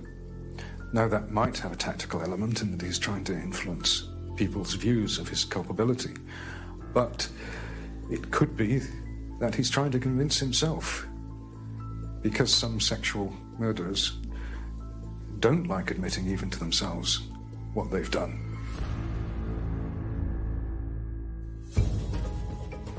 Police now had to prove that Elaine and Ferreira were not in a relationship as he claimed, and that a violent sexual assault had taken place. They went back to the evidence from the crime scene. A big conundrum was the injury to Elaine's face, to her cheek and her chin. It looked like a circle of identical marks, if you like. Could it have been the bottom of a bottle? Could it have been a pill packet in someone's hand as they struck her on the face? What had caused those marks? So I contacted the National Injuries Database for their expert opinion. And they said to me that it's a possibility that it was bite marks. They provided me with several experts, and I decided to contact forensic odontologist Freddie Martin. It was now turning into an incredibly complex investigation for Norfolk Police, needing to call on a forensic odontologist, otherwise known as a forensic dentist, to help them out. Forensic odontology is extremely useful to police and prosecutors. On the crime side, it's not uncommon in murder cases for the perpetrator of the murder to bite their victims. And they might bite them extremely viciously as well. Sometimes they're very vicious biting. And in rape cases, for instance, it's very common to find bite marks. And by examining the bite, photographing it, taking impressions from suspects and that sort of thing, it is often possible to match up the perpetrator with the victim. I sent Freddie photographs of the injuries, and after careful consideration, he was willing to give his expert opinion that they were bite marks. This was exciting because if we could identify who had made those bite marks, it was another way of identifying who had carried out the murder, but also it helped towards boxing off any defence as to consensual sex. DCI Fry needed to prove these bite marks belonged to Juvenile Ferreira to charge him with sexual assault as well as murder. The police also needed to prove their suspicions that he was over 18. But with less than 2 weeks until the trial, the investigation team were running out of time.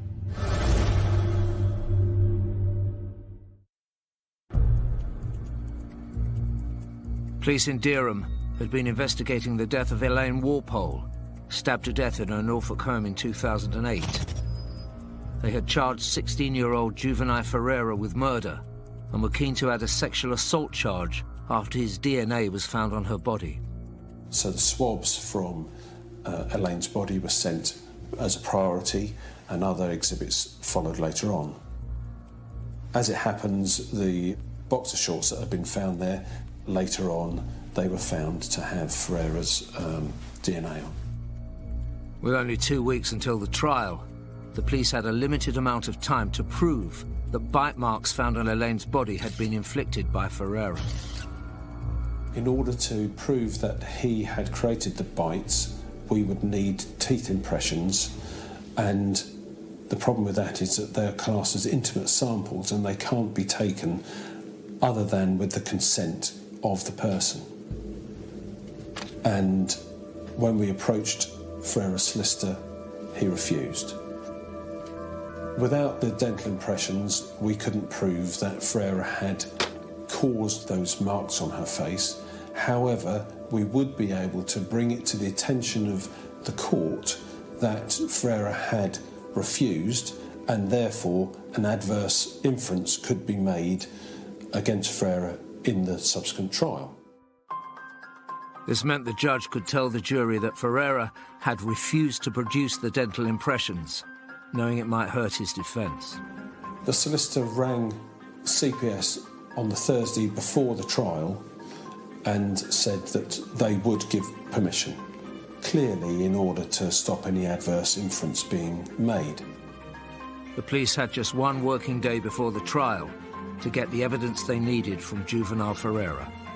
I rang the odontologist and he said that he'd get onto it straight away. He went to the prison the next day, obtained the teeth impressions, worked on them over the weekend, and by the Monday he had positive proof that the bite marks were made by Juvenile Ferreira biting Elaine on her face and on her chin.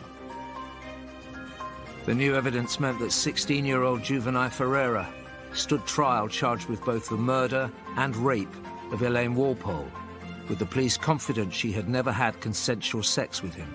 Throughout the trial, Juvenile Ferreira maintained a defence that he was in a relationship with Elaine and that he had consensual sex with her and had left her alive and well on the Saturday and had no knowledge of her murder. This was clearly upsetting for the family, him suggesting that he was in a relationship with her, which they didn't believe at all, and it was really the only way he had to go to try and explain the sexual element to the offence. We had no idea why they would be associated with each other. They seemingly come from different walks of life. Obviously, my mum was a lot older than him. We don't know why their paths would have crossed. One can only speculate, but it is possible that he experienced something like a perceived rejection, or that she wouldn't comply, maybe with sexual advances. Perhaps because of the state that he was in with the alcohol, or the emotional state he was in generally. Maybe he was just all too ready to take out his feelings on her. In his defence, Ferreira claimed that on the Sunday after his release from the police station, he'd returned to Elaine's flat and found her dead. He said that he was shocked by what he saw. He'd moved the knife, he'd got blood on his hands, and he'd washed his hands, and that somehow that's how blood from Elaine had got onto his boot. At some point he claimed that it was possibly a drug dealer that had committed the offence, again upsetting the family. And when he was challenged as to why he hadn't reported what he found to the police, he said that he'd gone to the police station but was too scared to go inside, and so he hadn't reported it. He continued to deny biting Elaine. He continued to deny any violence towards Elaine, but he did admit stealing some of her jewellery. Having stayed silent in interviews, Ferreira was now claiming he had known Elaine was dead before the police did, but wasn't responsible for the killing. Going into court and seeing him standing there, the person that killed my mum, was horrible. I made eye contact with him and he stared me out. He had no remorse, he was just pure evil. DCI Fry felt the prosecution had a strong case against Ferreira, with CCTV, fingerprints and DNA evidence, plus the forensic dentist who took the stand. Freddie Martin was obviously a key witness, and he came along to provide the evidence that Ferreira had caused the bites on her face. And as we waited outside court, I spoke to Freddie about our problems identifying a real age for Ferreira, and I said to him, it's a pity you can't age someone by their teeth like you can a horse. And Freddie turned to me and said, well, you can. When you're trying to prove that somebody's over the age of 18, or whether they're under the age of 18, then it is the third molar tooth, the wisdom tooth, that is the one that's going to give you that essential bit of information. You would expect that tooth to start to erupt into the mouth about 16, and 3 years later you would expect the root of that tooth to be fully formed. This new information was an important breakthrough. If Ferreira had fully formed wisdom teeth, he would be at least 19 years old. But the prosecution and the defence had already given evidence, and the jury were now ready with their verdict.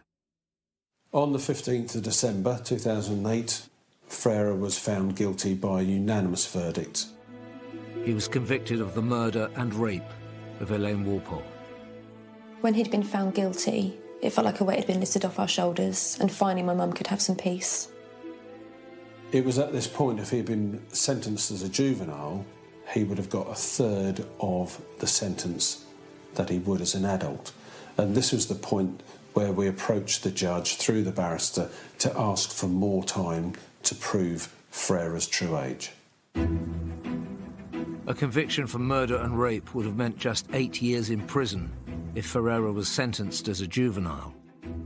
After the guilty verdict, we then got told that it would be adjourned until further investigation on his age, and we were relieved that they were actually going to sort out his age and so that he would get the sentence he deserved. As X-rays of Ferreira's teeth had recently been taken to prove he'd bitten Elaine, the police already had the medical records they needed to analyse. Freddie Martin, the forensic odontologist, went to work on the X-rays of Ferreira's teeth to try and prove exactly how old he was. The really crushing news was that, in fact, he had a deformity in his teeth, and the last set of molars weren't even there, and he couldn't prove through his teeth how old Ferreira was. There are certain abnormalities that can occur with the development of the third molar tooth. The roots can become fused. It may have a high degree of a curve on the end of the root. It may not fully form, and then it makes it difficult for the forensic odontologist to actually use that third molar tooth as a method of age assessment of that individual. The news was terrible, really. We'd really hoped that that would be the final thing to show how old he was, and it had been ripped away from us. And we were up against the clock. We had to get some sort of evidence to prove his age before he was due to come back for sentencing. I talked it through with Freddie, and he said, well, there are other ways of proving someone's age. There are different bones in the body that develop at different stages. The wrists, for instance, the bones in the clavicle, through the sternum. But he said he wasn't really the right expert to do that. We needed our own expert, a forensic anthropologist, to give expert evidence as to Frere's age through his bones. There was a real problem here because it's so difficult to get someone out of prison for any reason, but to take them to hospital for x-rays is unheard of. It was another race against time, as police went about trying to arrange further x-rays of Ferreira, now a convicted murderer. Ferreira's defence were also making things difficult for the investigation.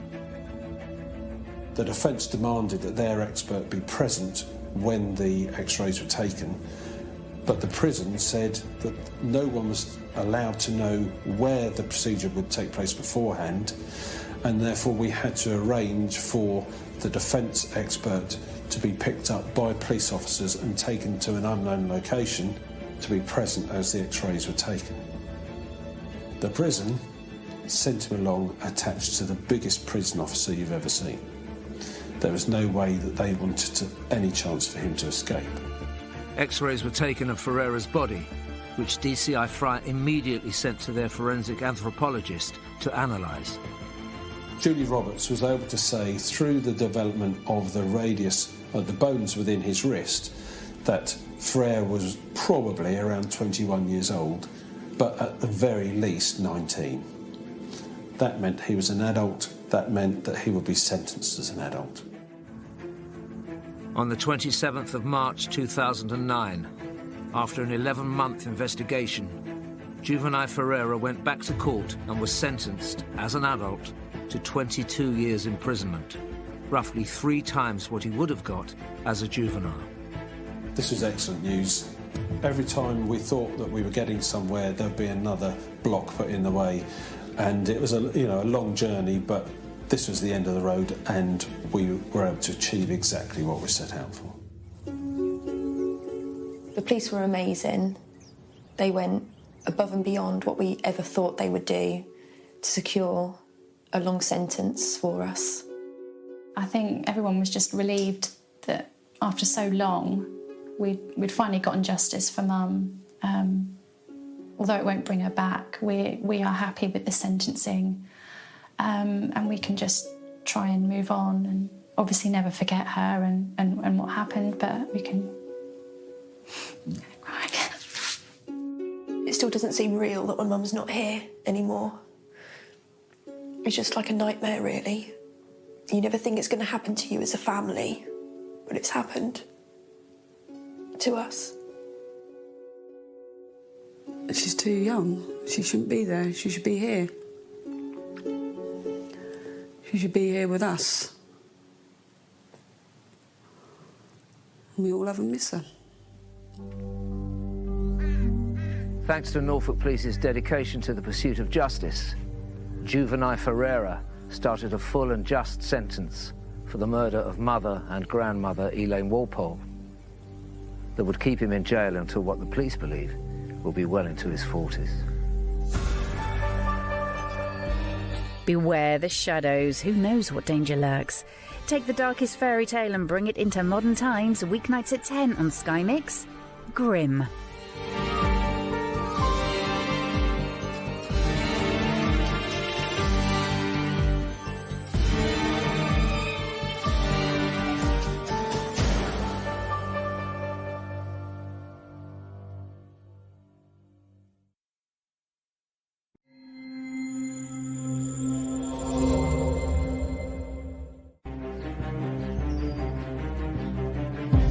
Emergency, how can I help you? It was a violent, frenzied and very, very aggressive attack. It almost severed his head. If members of the public have any information at all, this was an 83-year-old family man. It was a brutal attack with no known motive at this time. It's such a quiet and peaceful place. It just seemed incredible what could happen here. This was the biggest manhunt. From the instant I saw him, I realised he didn't fit in. I do regret not following him to see where he went. Can you explain to me why your DNA is on that man?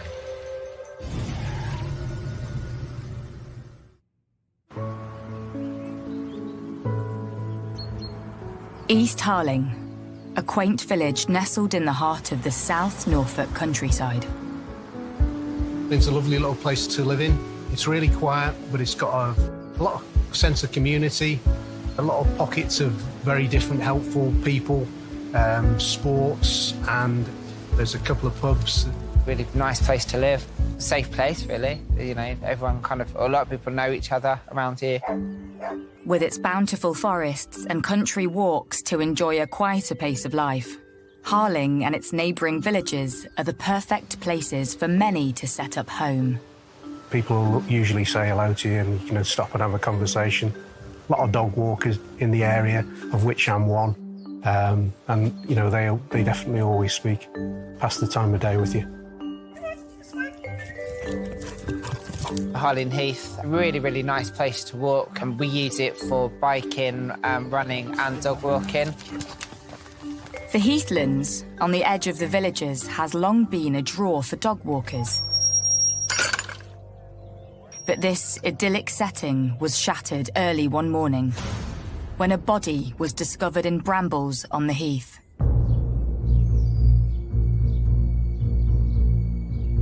Police emergency, how can I help you? He was found by a couple that were walking their dogs. They saw his dogs walking without anyone, and then as they approached the scene, they could see some blood on the ground and his body partly covered by some brambles just off the pathway. The police were called. I just remember it was a Saturday, I was at home, and I just remember hearing these police sirens screaming through the village. I didn't actually come till the afternoon and arrived here. So all these police cars, all these police cars around for us, but it's quite bizarre. Rumours about the discovery of a body in undergrowth fly through the villages. An initial assessment suggested that he may have been subject to an animal attack. One early theory was an attack from an animal, and that was mainly led from the extent of the injuries. Obviously, there's Banham Zoo, not a huge distance away. I was very sceptical of that because we know what's in the woods, and I can't think of a wild animal that had been over there to do such damage, to kill somebody. There isn't animals over there to do that. The news spreads among the local dog walking community. Could a wild animal really have attacked and killed a man on their doorstep?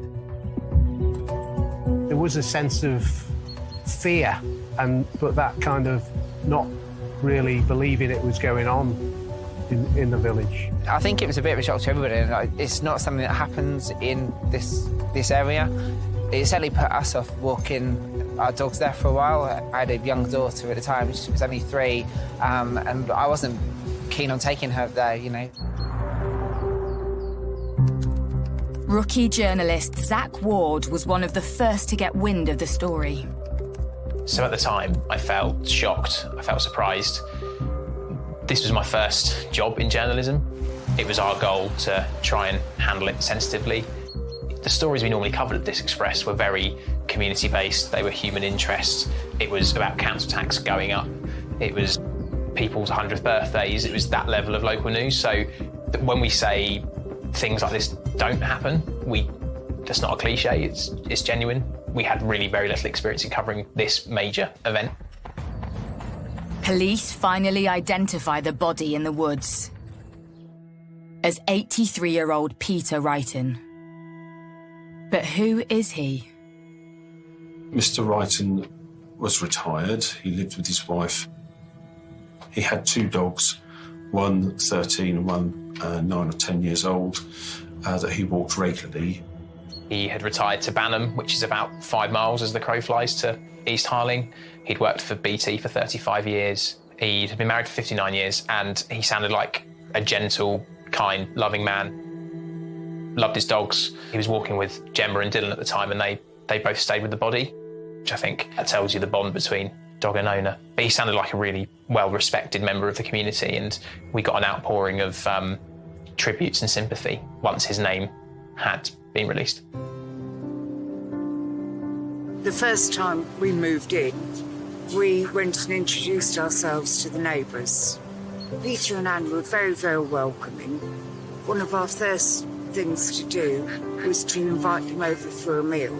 They were always friendly. You'd go over there, they're always welcome to. And obviously they used to take their dogs out for a walk, both of them.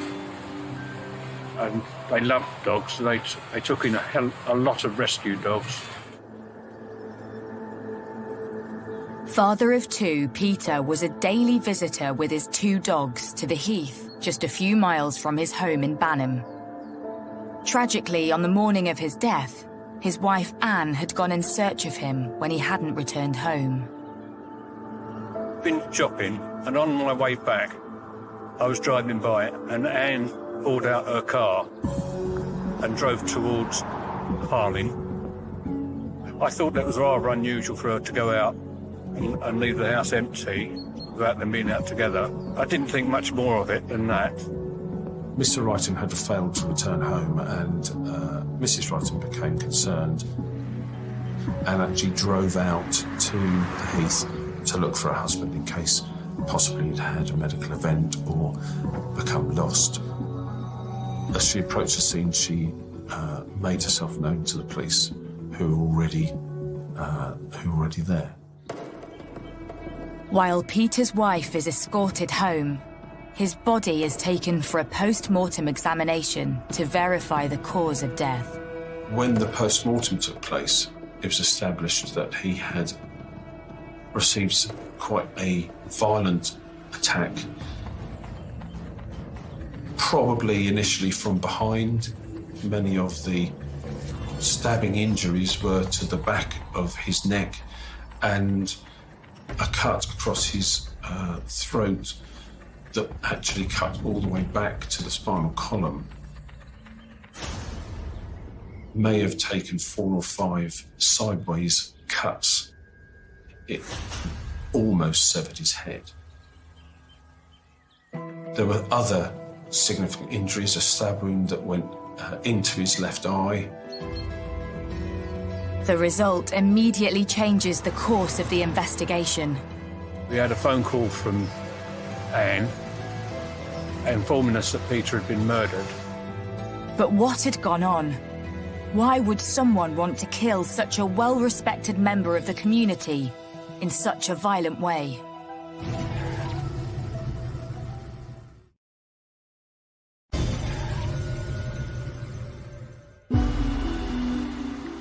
In the quaint countryside of East Harling, a post-mortem examination has just revealed that far from being killed by a wild animal, much-loved pensioner Peter Wrighton had been murdered. But why? I think someone may have put a suggestion forward that it could have been as a result of an animal attack. But when you consider the circumstances, it would appear the way he had been deposited, he had been dragged backwards and his arms were on top of him, which would be unlikely if he was pulled there by an animal. Mr. Wrighton had been stabbed over 40 times, including some very deep wounds to his throat, which had almost severed his head from the rest of his body. It was a violent and aggressive attack with only one outcome likely with the way that he was attacked. Immediately, a murder investigation is launched to track down the killer. And everyone is a potential suspect. This was the biggest manhunt for a long, long time. We've got additional officers in the local area at the scene of the murder. We've also increased our patrols and our police visible presence in and around East Harling. They were very present, patrolling up and down the road. There was mounted police going around the village on horseback. At the back of the forest here, the police stopped me all the cars and asking you, what, were you on that day, were you here, taking your name, your address and so forth. Police officers involved in the investigation will have been looking for dog walkers in the area. People have routines and return to places quite regularly, and therefore they will also have people on the heath at the same time, the same day, several days after, to pick up those who regularly go and may have been there in the morning. As the police were searching the crime scene here, they cut all the grass down really short. All this field was cut very short. All the hedgerow here was cut down to virtually nothing. I guess they're looking for the weapon, I guess. As news spreads throughout the local dog walking community that there's a killer at large, so does the fear. When the murder investigation started, nobody was walking the dogs over the woods. They didn't know who it was. When people first found out about the murder, then I think it was one of complete disbelief that something like that had happened in the area. And then I think probably naturally mixed in with a bit of fear around who was this person that had committed the crime, and were they still at large? I mean, this was in broad daylight. This was at 10:30 in the morning, potentially. So I think afterwards people were wary. I think people were wary about walking their dogs on their own. Police established that the 5th of August 2017 started out like any other day for Peter Wrighton. It was a very typical day for him. He'd been to the shop earlier, he was walking his dogs. Peter was picked up on CCTV at a local shop at 9:57 a.m. His car was spotted at 10:14 a.m, heading to the heathland to walk his 2 dogs. 30 minutes later, his body was discovered. Police emergency, how can I help you? Mr. Wrighton's wallet was still on him. His car keys were still with him, making it unlikely that it was a robbery. The heath really is a friendly area that people go for relaxation and just to walk dogs and just to get out and get some fresh air, etc. It's not somewhere where you would expect this level of violence. Another potential theory was around other uses of the area. One dog walker who had used the area quite regularly had mentioned to police that he thought there was suspicious activity involving drugs and people buying drugs around that area. Police quickly rule out a robbery gone wrong. So who would want to cause this quiet, friendly pensioner harm? The majority of murders occur between people who know each other. And so an initial line of inquiry would be to establish those people who know him and anyone who may have any sort of grudge or dislike or whatever for Mr. Wrighton. You tend to work in concentric circles around the victim, and so you look very close and then you gradually branch out and expand your inquiry, eliminating people as you go. Peter was quite reserved, he was quite quiet, because he was such a kind, gentle soul, and happily married to Anne. It didn't make any sense. How could somebody be so wicked? To pick on somebody so kind, so loving? His son and daughter live away and could be easily established as not having been in the Norfolk area, so that would eliminate those family members. And therefore the police then need to look further outside the family unit and expand their inquiries. You know, we tried to think about people that knew all of us. Could it be anybody that we knew? Any other significant friendships or relationships before his move to the area? And we came up with no's everywhere, so it had to be random. With no obvious clues in Peter's past, police turned to the media and the public for help.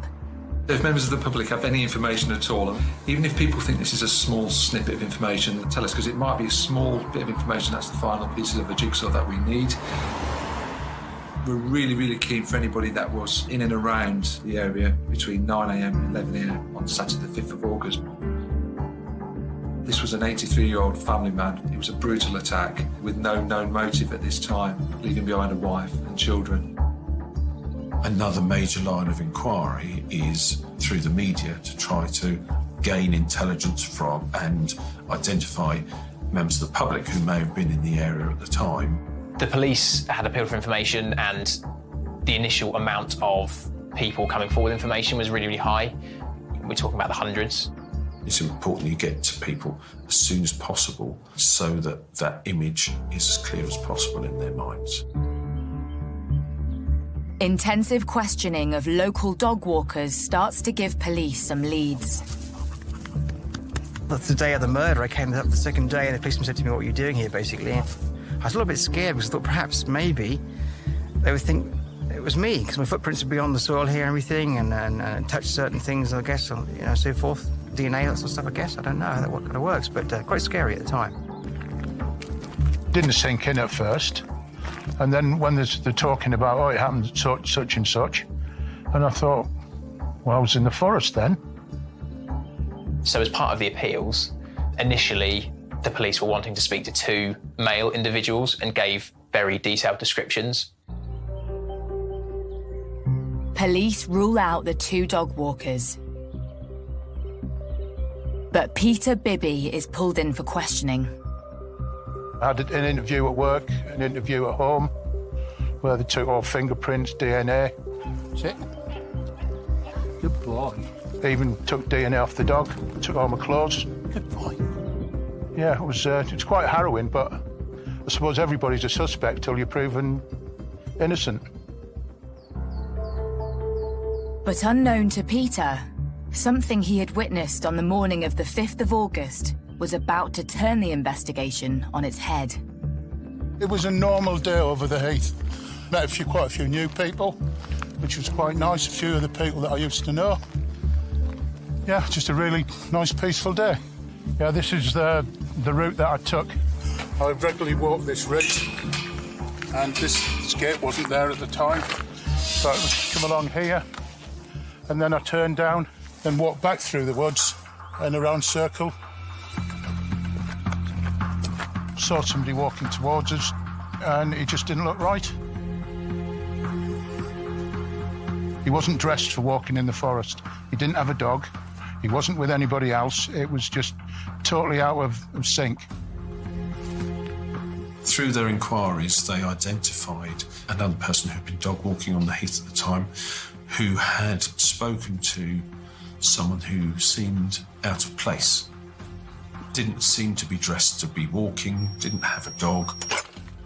You know, dog walkers tend to, it's not a uniform they wear, but they tend to dress in similar ways and know who looks in or out of place. On his feet, he had like heavy-duty flip-flops and a pair of shorts and a T-shirt. Very smartly dressed and was totally out of character for walking dogs in the forest. We were both walking up wheel ruts of a car. So I was walking up the right-hand one, he was coming down the left-hand one. When we actually passed, he was about this far away from me. I could have put my hand out and touched him. If I hadn't said hello to him, he'd have definitely walked past me and wouldn't have given me the time of day. There was no chance of any eye contact, not even any fainted little glances. He had his head forward and he was just walking forward and ignoring everything. And then he went on, and then I was wondering to myself, what's he doing? Where's he going? It's not right. He provided an e-fit of this person that became very key to the investigation later on. I do regret not following him to see where he went. Yeah. And that's sort of like bugged me for a while. Suddenly, police have a description of a man they believe could hold the key as to what went on that morning on the heathland. They release an e-fit. But who is this man? And is he a killer?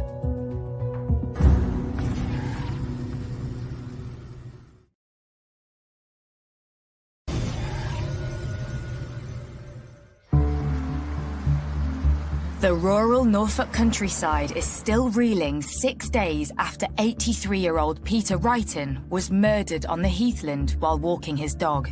Shocking events such as these have a significant impact on the community, One of the first things the local police inspector will do is a community impact assessment to try and reach out to the community and reassure them that the police are doing as much as they can to protect them and to resolve whatever the incident is that's happened. Such a shock for this area because it's so safe and so sort of old-fashioned in a way. I guess you leave your doors unlocked, you have keys in your car, and no one expects you to get murdered. It's just quite bizarre. Afterwards, people are quite scared of walking the dogs in the forest. Police still have no suspects, no murder weapon, and no motive. I think any time there has been a murder in these sort of circumstances and no one's been found, there's likely to be wariness, there's likely to be some people who sadly won't want to leave the house. That shock was always there, I think. It was random, it was unprovoked, it literally could happen to anybody. It wasn't safe for any of us if there's a murder already. It's murdered Peter, was it something personal or not? We didn't know. After the murder of Peter, I was very reluctant to leave the house. Having turned to the public for help, police receive information about a man who had stood out on the heath on the morning of the murder. I just saw his feet first, and I thought he's wearing like heavy-duty flip-flops. It's not the sort of attire that you'd think of going dog walking. Pair of shorts on.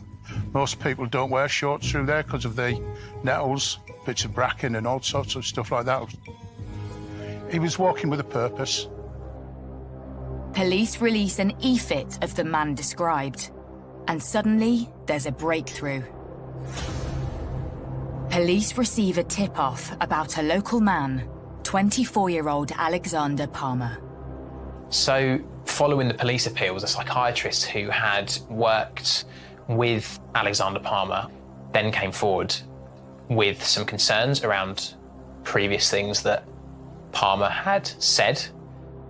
The psychologist told the police that when treating Alexander Palmer, he had ideations of violent attacks, often with a knife.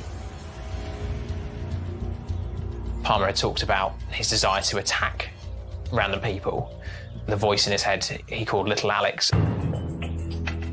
Once Alexander Palmer was known to the inquiry, he was allocated to a team of detectives as a person of interest. Having obtained a photograph from Facebook, it was immediately apparent that there was a very strong likeness with the e-fit that had been provided by one of the dog walkers. So at the time we knew that Palmer was 24 years old and he lived in Cringleford in Norfolk, and he had previously been a part of the armed forces. Having identified Alexander Palmer as a suspect, an arrest strategy was prepared and he was arrested at 4:40 the following morning. News of the arrest quickly spreads. I wasn't sleeping. Quite paranoid about it all. Always kept looking at my iPad, to see if there'd been any updates. And I think there's one at 3 o'clock in the morning, the first published Alexander's name. So quickly thought I'd have a look at Facebook. And lo and behold, there he was. As soon as I saw him on Facebook, I realised that was him. Without a shadow of a doubt. After Alexander was arrested, they'd informed Anne, and Anne informed us that someone had been arrested for it, which was a relief for us. As part of the arrest strategy, having been brought into custody, various forensic samples and a DNA swab will have been taken from Palmer, which will have been fast-tracked to the laboratory to try to get a profile as soon as possible. Having an outstanding profile from Mr. Wrighton's trousers, they need to know as soon as possible whether there could be any link to Alexander Palmer. With forensic evidence being processed, Palmer himself is brought in for questioning. Alex, can I get you to introduce yourself, please? Alexander Hobbs Palmer. As I said, the e-fit was prepared from a description. Have a look at that. What would you say about that? That's a pretty good likeness. Alexander admitted that he had been in the area at the time. During the first interview, Palmer revealed that he had been in the area. He said that he had travelled there and feeling depressed, he had stood there and had cried to himself and had walked about and then returned to his car, parked somewhere separately and had another walk and then left the area. He was quite adamant about it, that he had not done it. He was not the killer. There was a Roman road that dissected the wood. Mr. Wrightson had been killed on the west side of the road. Alexander said that he'd been on the east side at all times. I found him to be pretty calm, composed. He was intelligent. Despite Palmer's denials, on the ground, detectives worked tirelessly to find evidence to link him to the crime. You're looking for something that will link him to the scene, something that will link him to Mr. Wrighton. So you're going to look for any clothes that have been worn at any locations that he's been to, so a house, lock-up, work, vehicles that he may have used, looking to seize as many items as possible to initially assess them and then send them for forensic examination. And it isn't long before forensic investigations start to produce results.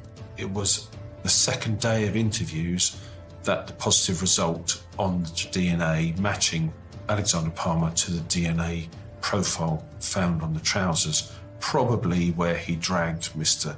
Wrighton into the bushes, grabbing his trousers to pull him along. What could be his DNA was found on Mr. Wrighton's trousers, and what could have been Mr. Wrighton's blood was found on the collar of a jacket that belonged to Alexander. That was the main evidence to link Alexander Palmer to Peter Wrighton, and obviously that then entered into the interview strategy. Can you explain to me why your DNA is on that man? I'm afraid I can't without knowing. You don't need to know. It's irrelevant where it is. You say you haven't met him. Why is your DNA on him? For instance, I could have lost a hair follicle and caught on his shoe. That's just me speculating, but without knowing, I couldn't venture a guess. Okay. Police now have a DNA link between the two men, but need further proof linking Palmer to the crime. A search of his car identified a map which had markings on it indicating the area of the heath, which is obviously of interest because it indicates some sort of pre-planning before going to the scene. There was ANPR data, the number plate recognition, which put Palmer at the location at the day of the murder. Some ANPR evidence had been recovered with Palmer driving his car in the morning when dropping his partner off in the city, which showed him apparently in a white or light-coloured shirt, and when he was seen picking her up in the afternoon, he was seen in a dark-coloured shirt. And yet his account was that he had been wearing the same clothes all day, but he appeared to have changed his clothing, and none of that clothing, which is highly likely to have been heavily bloodstained, was ever recovered. Police believe they have irrefutable proof that Palmer killed Peter Wrighton, but they still don't know why or what with, and their suspect is now refusing to talk. I'll ask you again, were you involved in the murder of Peter Wrighton? No comment. He made it very clear that he was not guilty, was not responsible, and he hadn't done the killing. And that remained his position throughout. Detectives analyse Palmer's phone records and come across a damning photograph. It was established that he had bought a hunting-type knife, and in fact there was a picture of it, I think, on his phone. That picture of the knife was shown to the forensic pathologist, who confirmed that it could have caused the injuries. Alexander Palmer is charged with murder. But what was his motive? And what drove him to kill?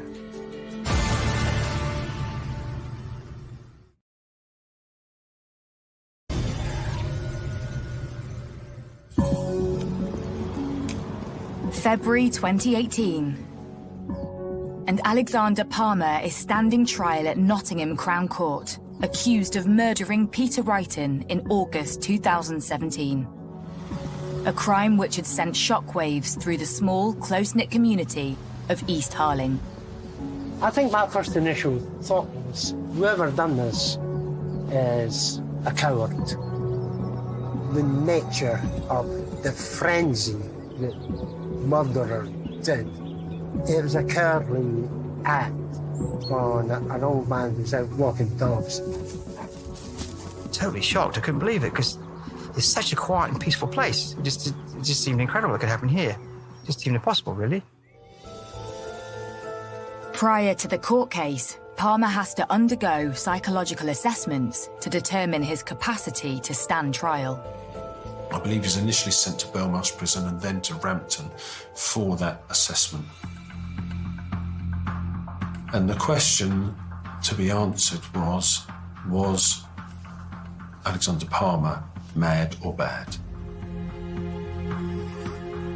Had he carried out this attack because of a mental illness that he was suffering from, or was he just a very violent and nasty person? So who is Alexander Palmer? When I first met Alexander, he was 24 years old. He'd been 23 at the time of the offence. He had no previous convictions, no cautions, no findings of guilt, no reprimands, nothing, so far as the police were concerned, that would suggest that he would commit such a violent offence. He'd served in the British Army till about 2015. He had trained and qualified as a commando, one of the few who actually qualified in his year. But there was one thing of note. In March of 2014, a fellow trainee had stamped on his head, and that was plainly the beginning of his mental problems. Because of that, he had been medically discharged from the army. Throughout 2015, Palmer was treated as both an inpatient and an outpatient in mental health services, seen by several different psychologists. But one expressed concern to the police after seeing media appeals about the murder. One of the people that contacted the control room was a psychologist who had worked previously with Palmer following an assault on Palmer whilst he was serving in the forces that had an effect on him. And one piece of information comes to light which is particularly chilling. The psychologist told the police that he had a dislike for dog walkers. Dog walkers, he said, were a particular bugbear of his. He was obviously suffering some mental health problems brought on by PTSD. He had some kind of grievance with dog walkers is the thing that stands out. He had made disclosures about ideations around violence and a dislike of dog walkers. Having been deemed fit to stand trial, the court hears how Alex had revealed on arrest that he heard voices in his head. Palmer had talked about the voice in his head he called Little Alex. Is there a different Alex? Times, yes. Okay, who's he?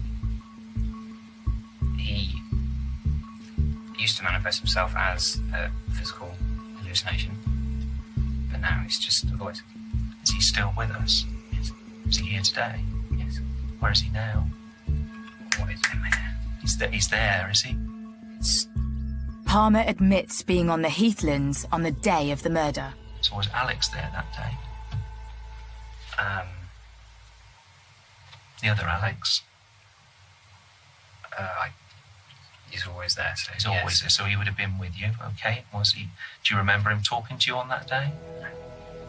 You don't. But you say he talks to you every day. Yes. He's there laughing at you.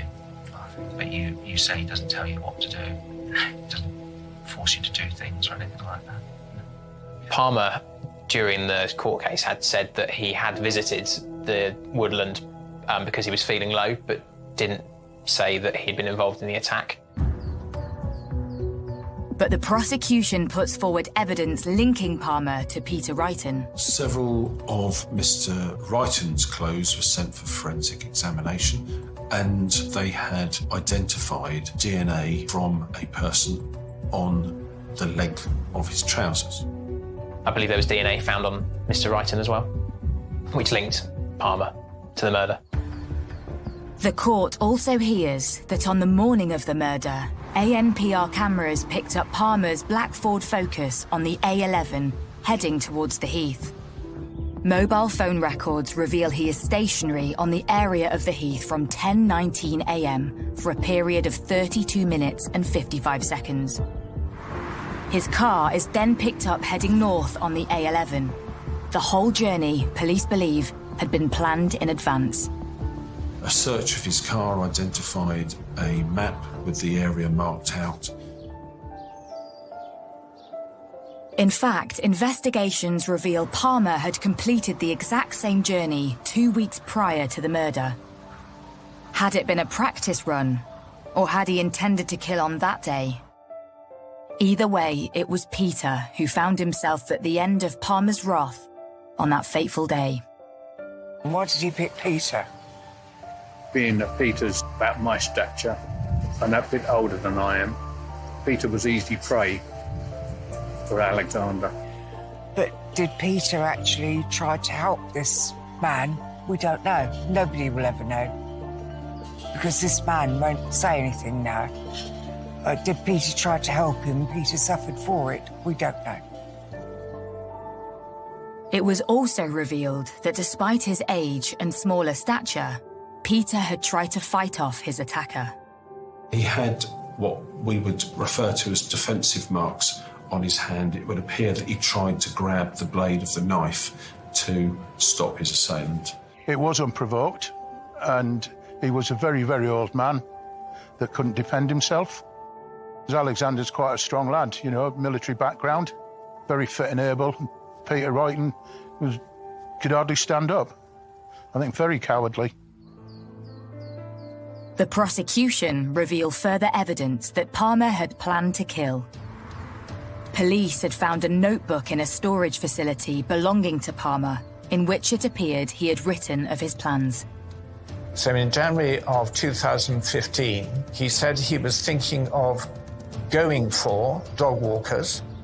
He said that he hated dog walkers and that if he did this, he would be up on a pedestal, up with the big ones.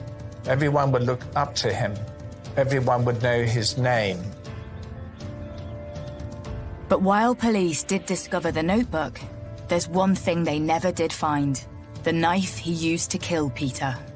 The prosecution case would be the steps that he had taken to get rid of any forensic evidence would indicate a knowledge of what he had done and an intention to cover up what he had done. On the advice of his barrister, Palmer does not give evidence in his trial. I explained to him that it's his case, his future, his liberty that's at stake, and that we act as a voice for him in the courtroom. The notebook, DNA, witness statements, and the EFIT, as well as Palmer's medical records, are put to the court. The prosecution case was a strong one. ANPR evidence in relation to his vehicle and cell site evidence in relation to his phone showed that he had been in the area at the relevant time. In addition to that, there was evidence from 2 eyewitnesses who had given descriptions of the person who was likely to have been Mr. Wrighton's attacker. And those descriptions were quite similar to the appearance of Alexander. One of those 2 witnesses had made an EFIT, and again, the EFIT was quite similar to Alexander's appearance. There was no direct evidence, but if you put all those matters together, it represents quite a strong case. Having heard all the evidence, the jury retire to consider their verdict. The trial came to a conclusion and the jury found Alexander Palmer guilty of murder. When a jury decides after 49 minutes, I think there's obviously overwhelming evidence to suggest that Palmer was the person who carried out the murder. That was the one thing that stood out for me at the trial, is how quickly they decided that Palmer was guilty of the murder. Despite evidence of Palmer's mental health problems, the judge ruled that he had meticulously planned the murder. The statutory sentence is life imprisonment, but there is a recommendation from the judge, which in this case was 28 years. I would suggest that the fact that once convicted and imprisoned, he was sent to a normal prison rather than a psychiatric prison indicates that the assessment was that he was a violent and nasty person. Good girl, good girl. Come on. The dog walkers of East Harling will never forget the horrifying crime which leaves its mark on this close-knit community. It's not the same in the forest here for months. People were not relaxed, they're very nervous, looking over their shoulder all the time. I was doing the same, actually, looking over your shoulder, seeing what the cars were parked here. It was very bizarre, kind of a chilling feeling afterwards.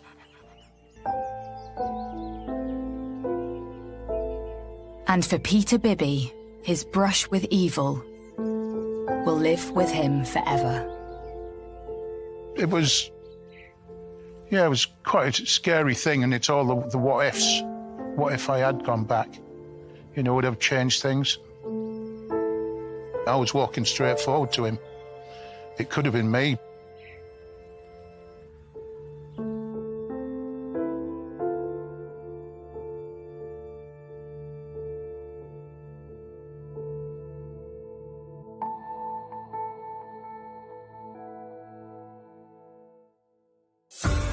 Investigate an infamous case stage by stage to appreciate the full picture in OJ Made in America, available now on Sky Documentaries.